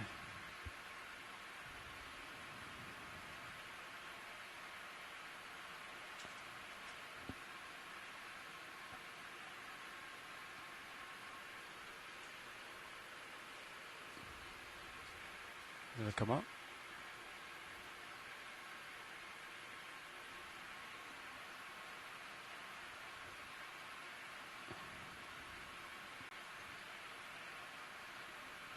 thanks for that great collection, Phylates. Hopefully that rock will help us give some clues onto the age and the seawater chemistry that the crusts here have been accumulating over years. Absolutely. Our pleasure. We could have some zoom-ins on these corals as we go up. That would be great. Just a confirmation of species. Yeah. Thank you. Okay, I'll get you closer, Roland.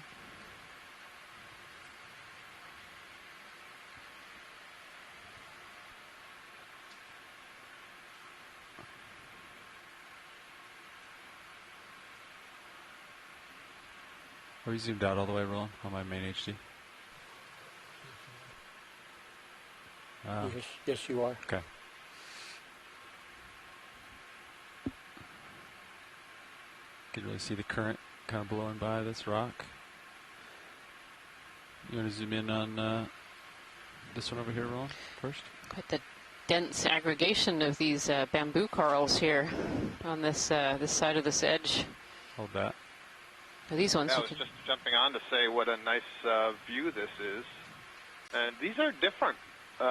Keep an eye on my note where starboard the upper. branches arising from the node. It's just distal to the node, and there's something about the angle of the branch and the length of the polyp and the density of the polyp relative to the skeleton.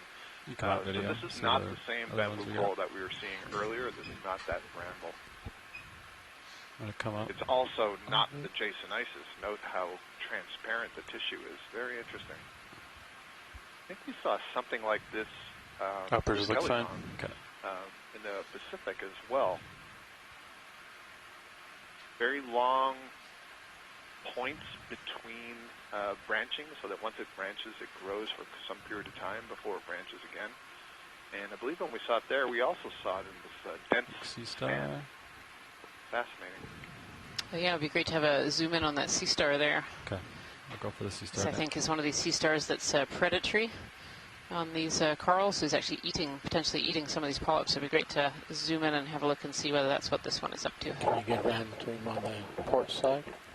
You want to swing around? Yeah. To see its mouth parts? Okay. See what I can do. It's a big rock. You can see how big this rock is on the Sirius view.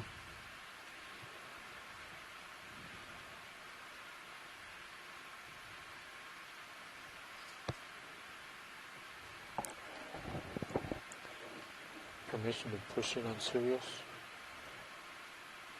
Yeah, go ahead.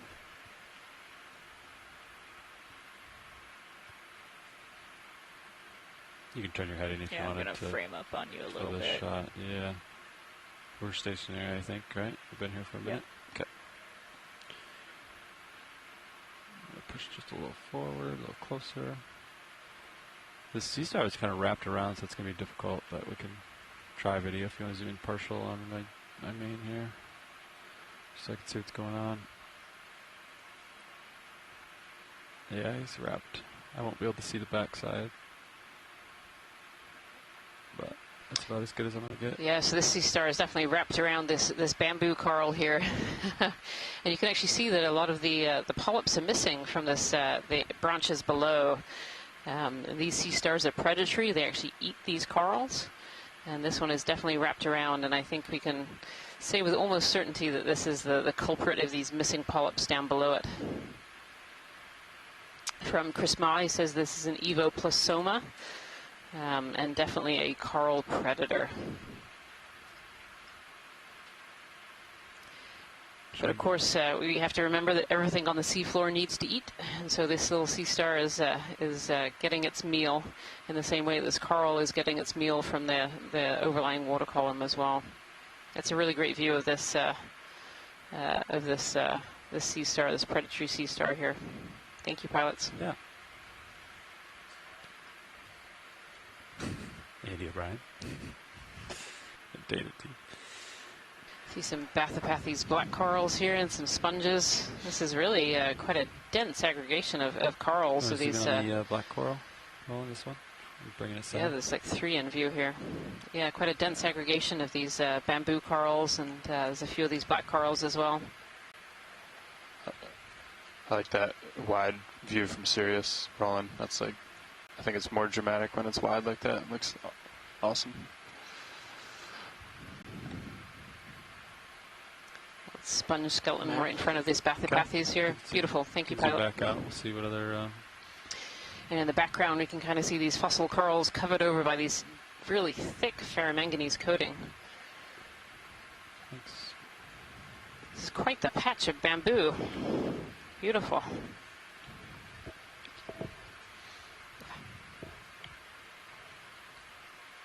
It's interesting too, even though it is ferromanganese coated like we've been seeing, this is a lot more chaotic rock texture. You can be curious about if it was broken and that's what's creating it, or maybe this is a different rock type. Here, just kind of hold that. Look at the two different faces. Bamboo corals seem to enjoy living here. Rock. Well, if that side gets current, so it just has more sediment on it. This is kind of in the leeward? Yeah, kind of this edge here, where there's more sediment on one side than the other. You can see these corals growing up and through this old branch of something here. You know, fairly old because you can see it's pitted and covered over with other organisms, but it's not yet coated in that ferromanganese patina, that kind of dark brown and black crust. It's perfect. Pilot, this is Watchley. Yeah. Go ahead, Watchley. So they're kind of rusty marks on here. Can we zoom in on one of these rusty marks? Staining, sure. Thank you. I think there's some staining below here that I might have a better... Yeah, I think is that the same as this, or is that different? Oh, I think that one might be different, actually. We'll go with the more bronze colored. There we go.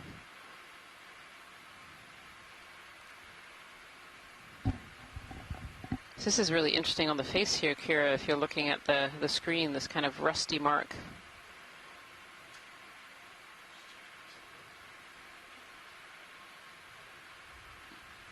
I'm not sure that's biologically made. Yeah. Go ahead, Kira.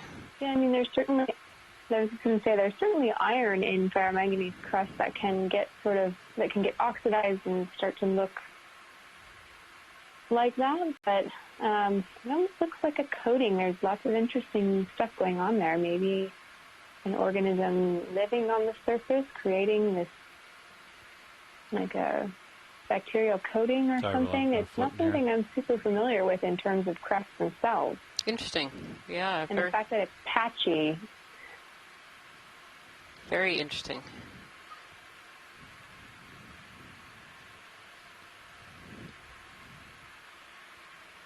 Kevin Conrad is mentioning in the chat here, in the scientific chat room, that it looks like it may have been an exposed flow based on the crust that's kind of on the top here, and so maybe like a giant pillow that had split open. Pilot, permission to adjust your scanning sonar? Yeah, go for it. Yeah, helping to explain why one side looks very smoothed with that igneous crust, and then this side looking much more chaotic. Okay. If you look on the Sirius view, it sort of looks like it's fallen apart on this side. Oh yeah, the rock below. Yeah, that's a good point, Roland. So if you go into your live stream number 2, you can kind of see the Sirius view, and this is actually a really good way to scale the D2. So we're looking down on D2 ROV, looking at this boulder that's kind of has this split in it. That's a really beautiful view. Gives a good sense of the scale of this. This isn't just a little boulder that's covered in corals. This is really quite a massive feature that we're looking at right now.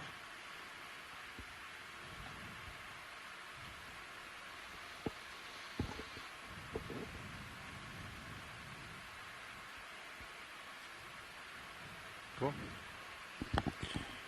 Okay, so we want to kind of go up and over it.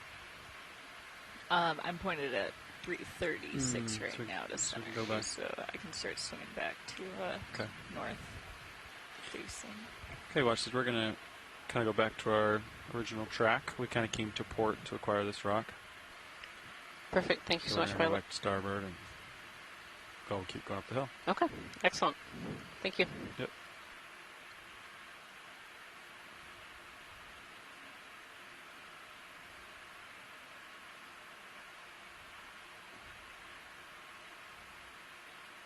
Now I got 10 meters in. Let's see. How's blue view look? Looks good. Just want to make sure you're lined up. Yeah, it looks like you're back and front. You want to get 10? Yeah. Okay. You want to do north again or 350? I'm North. facing north right north, now. north I'm is north. good. That Okay. looks pretty good. I think so, yeah. Understood. 10 meters due north. On the way.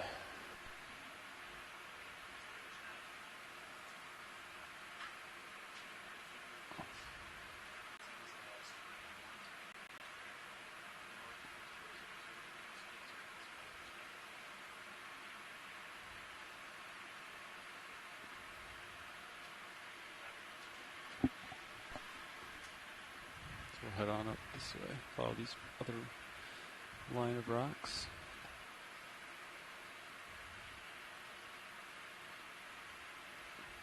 Maybe while we wait, I can look at the other side of this rock a little bit better.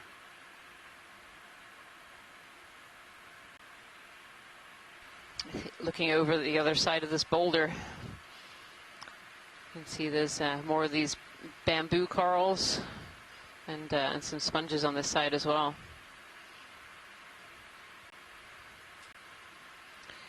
So we often see corals and sponges living on these features that are slightly up off of the seafloor. So they're where these features come up off the seafloor a little bit. It helps to enhance flow and increase water flow, and that's what these kind of organisms like. They filter feed or they suspension feed, so they're getting particles out of the water column. And so to be able to do that, being in slightly faster water is definitely helpful to those organisms.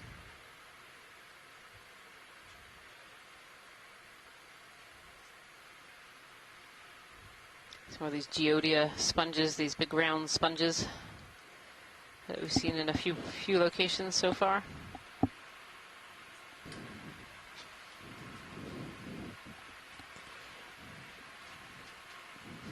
Repeat your last, Roland. I was wondering if that the top of the rock there, is that a white resinged? It just looks like a... Oh, I see. Way up there. Yeah.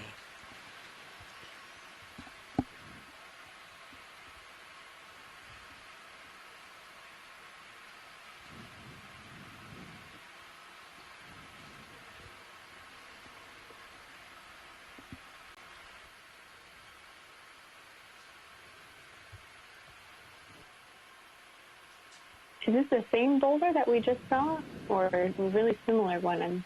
It's the same. Are we going around Yeah, the other side? around the other side of the same boulder. As we're kind of working our way up the slope here.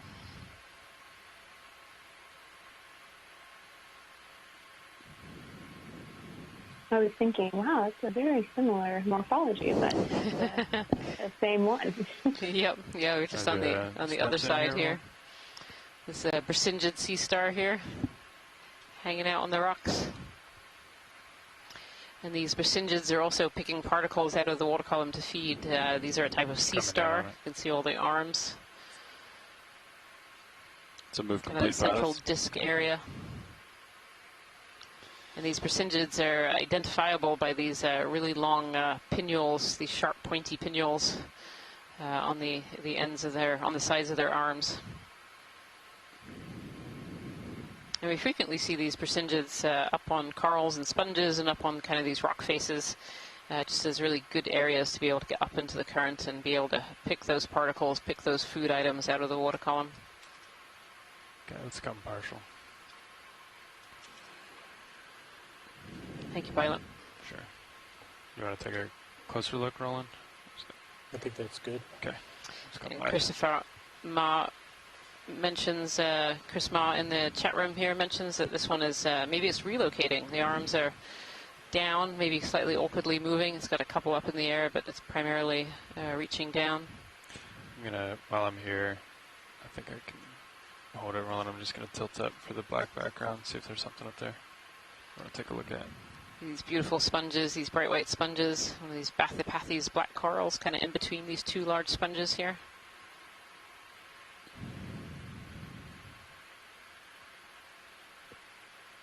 Okay.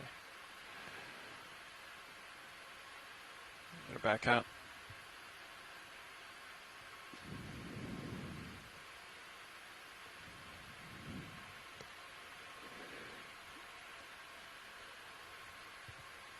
can really get a scale view of that boulder with the ROV right above it. Copy. From Sirius? Yeah, from Sirius' point of view. Yeah, that's really striking.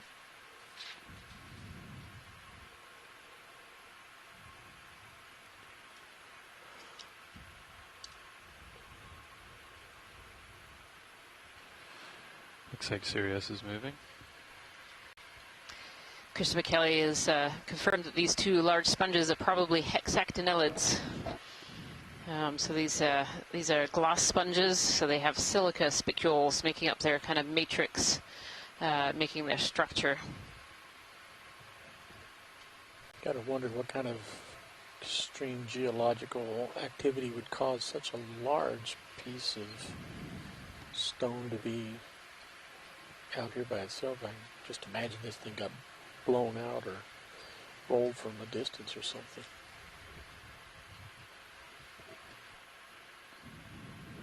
Let's go take a look uphill.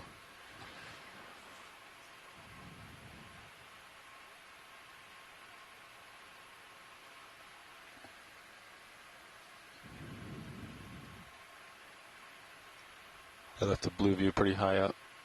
Yeah, sounds good. Okay. Thanks, Nav. Yeah, I think we should leave it there when we're coming uphill like this. Yeah.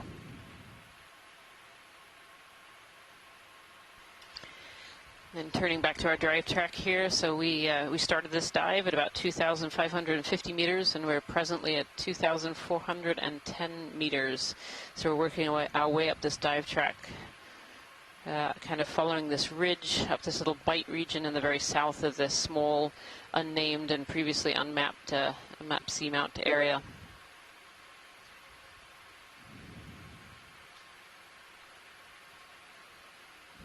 Yeah, still approaching tighter contours there, so. We're sort of traversing around an igneous boulder field, seeing some outcropping of igneous flows, encrusted in lots of ferromanganese Looks like crust. we're at least clear for the immediate. Big botroids being outlined by little bits of sediment.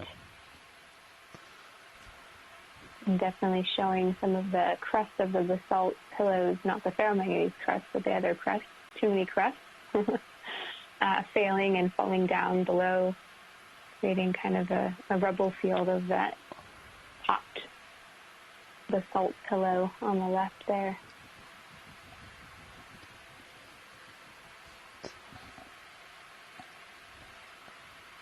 I like the breakaway. It's like, Here we can see that this face kind of has some of those fossil corals on it. And then up on top, this is one of these big,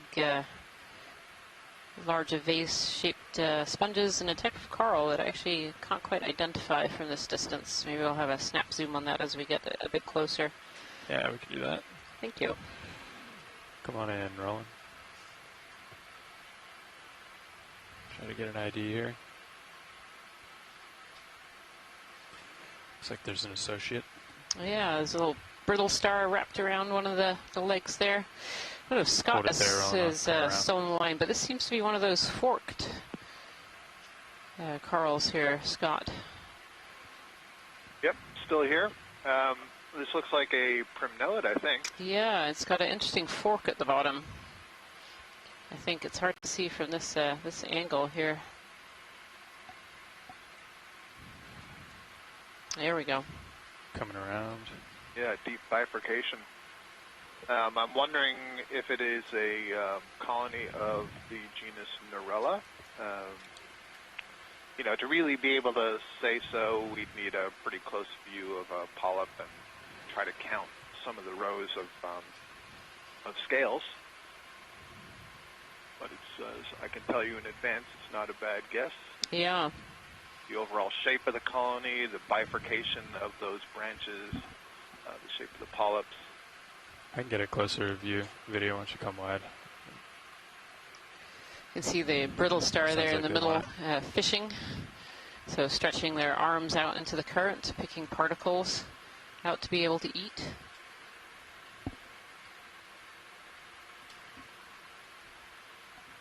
Your tether is Yeah, starting see if to they get can a get little a stretched out. closer shot here, Scott. With the, How many the wiggle polyps. you in? 10 more? Sure. Okay, come on in, video.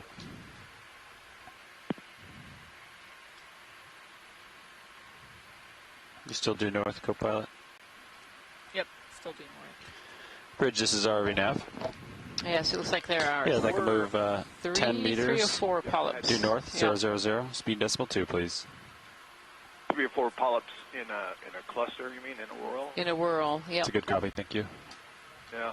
And so, for something like Narella, we would look for, 2 or 3 bands that you would see moving from where the polyp attaches to the branch going out towards the tentacles, which would be indicative of the layers of sclerites. That's the kind of detail that we're looking at. Then, of course, there's a lot more detail that we'd look at under a microscope to be able to get Tough. the species. Nice view. We'll lose the background probably. Yeah, beautiful. Thank you so much, pilots. These Primnoids, family rolling. Primnoidae, they have an axial skeleton that is largely proteinaceous, but it's embedded with kind of an amorphous calcite Okay. You wanna that gives come- it a lot of come strength. right, I can try it. It's a pretty hard skeleton. When you hold it in your hand and you try to snap it near the base, it would give a whole lot of resistance, and that would be compared to Ship is on the something move, like in the pilots. Copy. family, Plexauridae, or the Paragorgia, which would be a lot softer and easier to break. Yeah. So when Christopher Ma thinks this is an Ophiocanthid ophiuroid, and these are a type of ophiuroid that we do often see in these coral colonies. And a really interesting sponge behind it too. Some very different sponge texture on that white sponge. Maybe slightly different from a species that we've seen so far.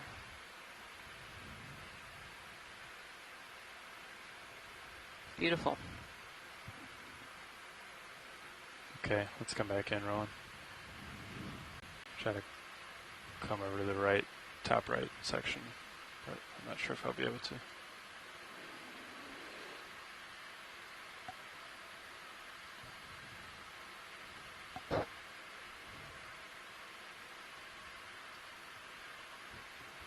Do you see the ophiuroid arm sweeping up at the bottom there? And the arms quite blend in quite well with the corals. They're a very, very similar color. Is that Max? Yes, it is. Copy. Just can't quite bring those scales out. I think that's about as close as we're going to get. Sorry, Roland.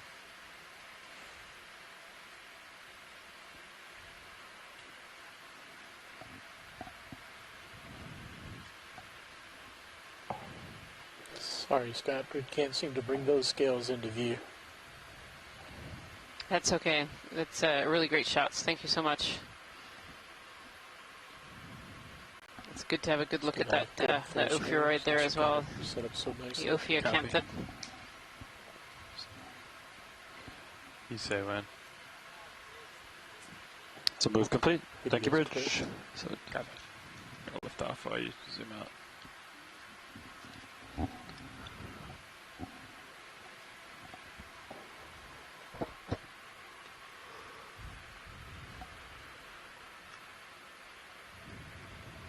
All right, onward.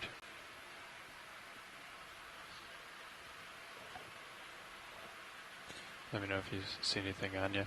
Is this in the bottom left of your screen? Is that in the water column, or is that on bottom, the white object down there? I think I think that's it's on that. bottom. It's that rock. Oh, I know I'm see. a nerd Top for of that crust, rock. but I just love those big, defined batch Understood. lines. It's such a cool texture. Let's take a look up here.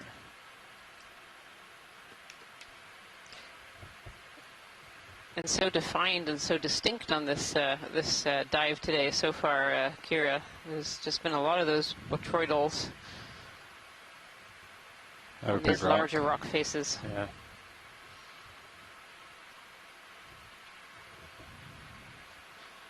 Seems like you can't see over it, but cool. Yeah, this little bit of Serious zoomed out can. view giving a good Oh yeah. I think so. good yeah. view of this I think that's slow the top of it. field, boulder field. Like right. Yeah. It's not just one big boulder, but a really big igneous concur. flow here. Very Do you cool. concur, co-pilot? Yeah, Huge features. This is what Co-pilot. making up the seamount. It reminds me of when you're hiking on a mountain, you think of it as being one big feature when you look at it from afar, but then once you start hiking, you see different cliff faces and giant rocks, and it's a huge landscape of many different topographies. The last move in here was just seeing complete these 2 minutes awesome, ago. almost So I like think that might ridge-like still features swing. in the flow, Yeah, all so totally covered with these I thick think ferromanganese once we're crusts, giving it confident that that we're done smaller swinging, scale, we can get another one bubbly in. texture. I agree. Pretty large black coral straight ahead. That has these kind of cracks and faces on it, and we can see that the organisms definitely seem to favor these cracks rather than the kind of the smooth tops.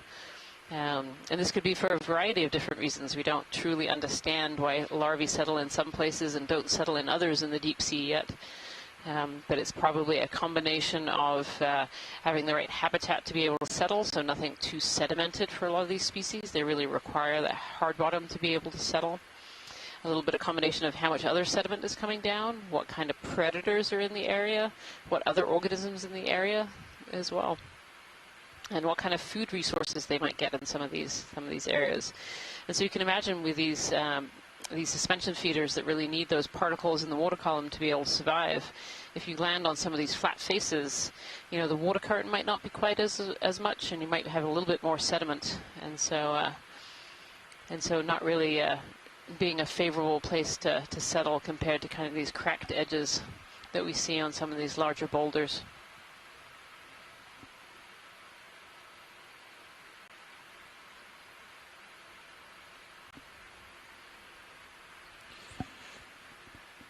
Watch lead pilot.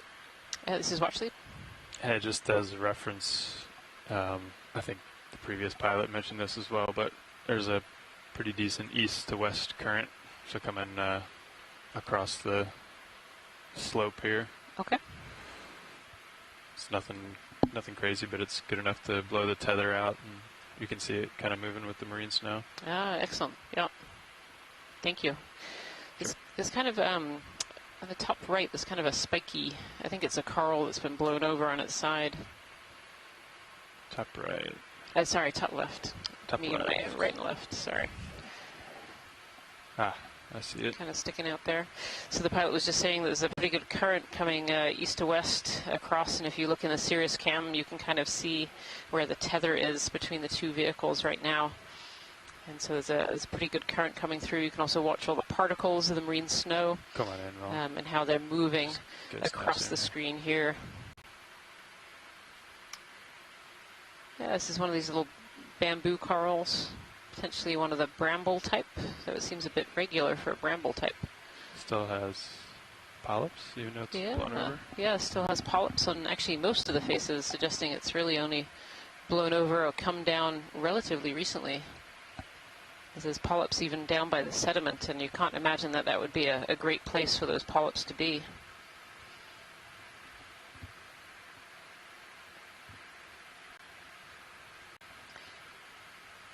And lots of these fossil corals in the sediment in front too, and the sediment is actually really interesting. There's not many of those larger pteropod shells. It seems a much finer mix.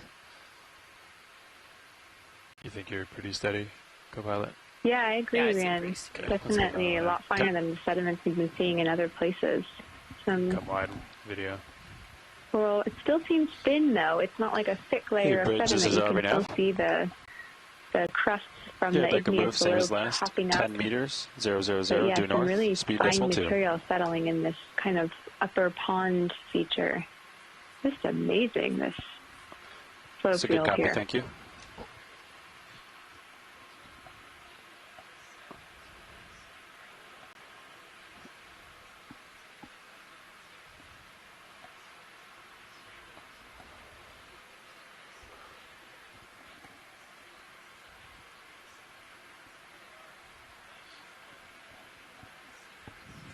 You might be muted, Rand.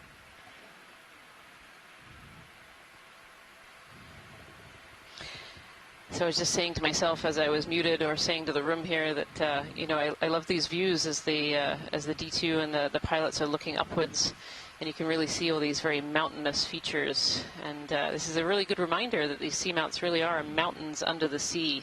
They're created by very similar processes and are now underwater.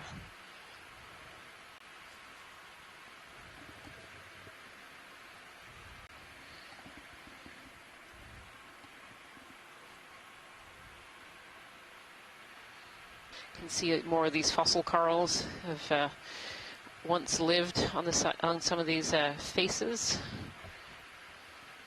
And we saw deposits of these fossil corals down below, so we can imagine that those deposits came from up on this ridge as we start climbing here up the ridge. And these fossil corals are old. These are not recent corals that have died. These are corals that go back 20,000 years or even more.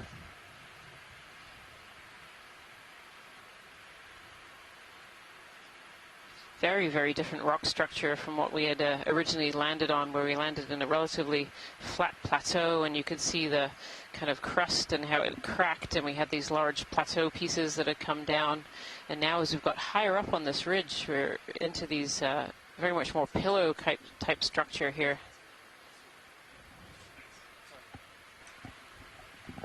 Yeah, absolutely. These big, huge, lobate formations. Super cool. They don't look that sedimented, and we're high enough up. I'm still just so curious about the distribution of the biology here.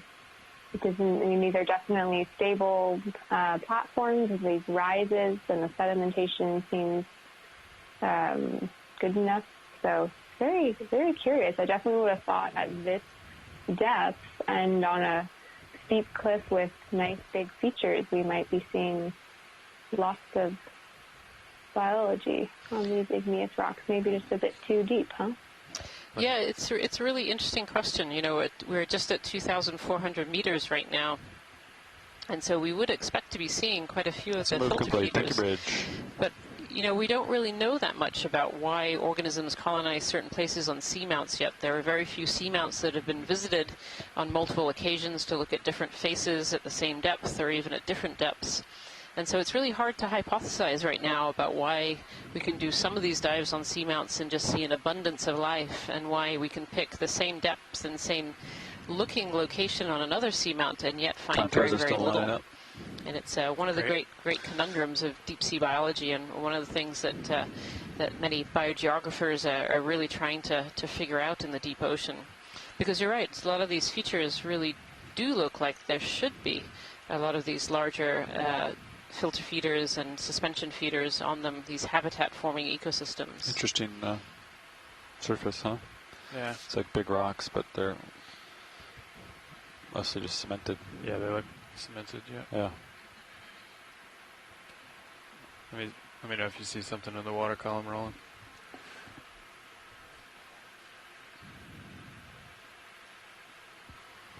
And we've been talking a little bit about, you know, the sediments coming down and the marine snow. And so if you look in the cameras here, you can see all of these particles going by. And these particles are what we're calling marine snow. I think that's the top of it. And this marine snow is actually made up of a number of different things. It can be made up of sediments, but also of organic material that has died in the upper water column and is coming down. And a lot of organisms in the deep ocean, most organisms in the deep ocean, really rely on this marine snow as a form of food. So a lot of this marine snow is actually made up of plankton blooms in the upper ocean, particularly here at seamounts. So these seamounts interrupt the flow of that cold, nutrient-rich deep water. So it kind of hits the side of the seamount and spirals and makes its way upwards to the surface. And on that surface, that huge input of nutrients from the deep sea can create these plankton blooms, and as those plankton blooms die and fall down into these seamounts, they provide these nice intense pulses of food for the organisms living down below. And here we're seeing a few more of those bamboo corals up ahead, and again a face that I can see is just kind of covered in these fossil coral deposits. Okay. Thanks, Roland. Let me know if you do that again. The Sirius cam in live stream number 2 is really neat right now. You can kind of see this pinnacle that D2 is moving up. So we're diving today with a two-part ROV system. We have this Sirius cam, which is what you can see on live stream number 2, and this is the part of the ROV that's actually attached directly to the ship. And so that part of the ROV can see some of the waves and any heave that we get from the ship. And then the D2, which is what you can see in the Sirius cam there, and what we're looking out of on live stream number 1, is attached directly to Sirius. So it's really nice having these two parts and being able to kind of look down on the D2 system and just kind of see the scale of some of the features that we're looking at right now.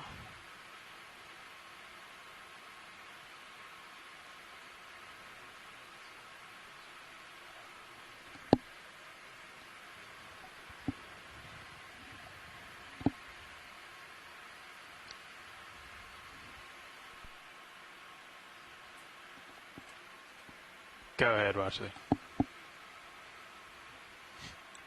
Yeah, we can do that. So if you go to your live stream number 3 right now, you'll see a screen that says the blue view, and I'm going to ask pilot Chris Ritter here to talk a little bit about what the blue view is and how they use that as pilots up front in the front row here. Sure.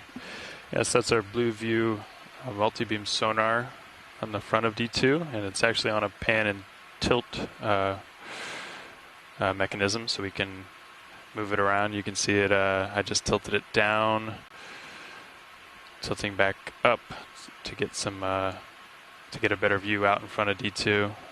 So we use that for a number of reasons. For safety, so we can see what's coming up ahead, and that's right now it's a 50-meter range, so you can see we have pretty good resolution all the way out to 50 meters. But it's also useful for the science community, so Kira and Jason back on shore can see that and see what rock features we have coming up, or outcroppings or stuff we might want to investigate coming up. So it's a very useful tool, new this year, and I think rave reviews so far. Yes, thank you, Chris. Yeah, certainly from the back row here and on shore, it's nice to be able to see that blue view and get an idea of some of these harder features that are coming up and kind of the overall morphology of the area. Hey, Nav, how long since our last move?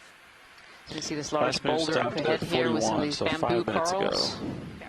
And I can see some of these sponges as well. If it's possible, pilot, if you could have a snap zoom on this boulder, on one of the faces, that would be excellent. Yeah, it seems like the tether's getting a little stretched out sometimes with no pilot. Yeah, let's go ahead and get a move in. Yep. Understood. Bridge, this is RV Nav. Yeah, I'd like a move, same as last. That's 10 meters due north, okay. 000, speed decimal 2. I'm getting pulled a little bit.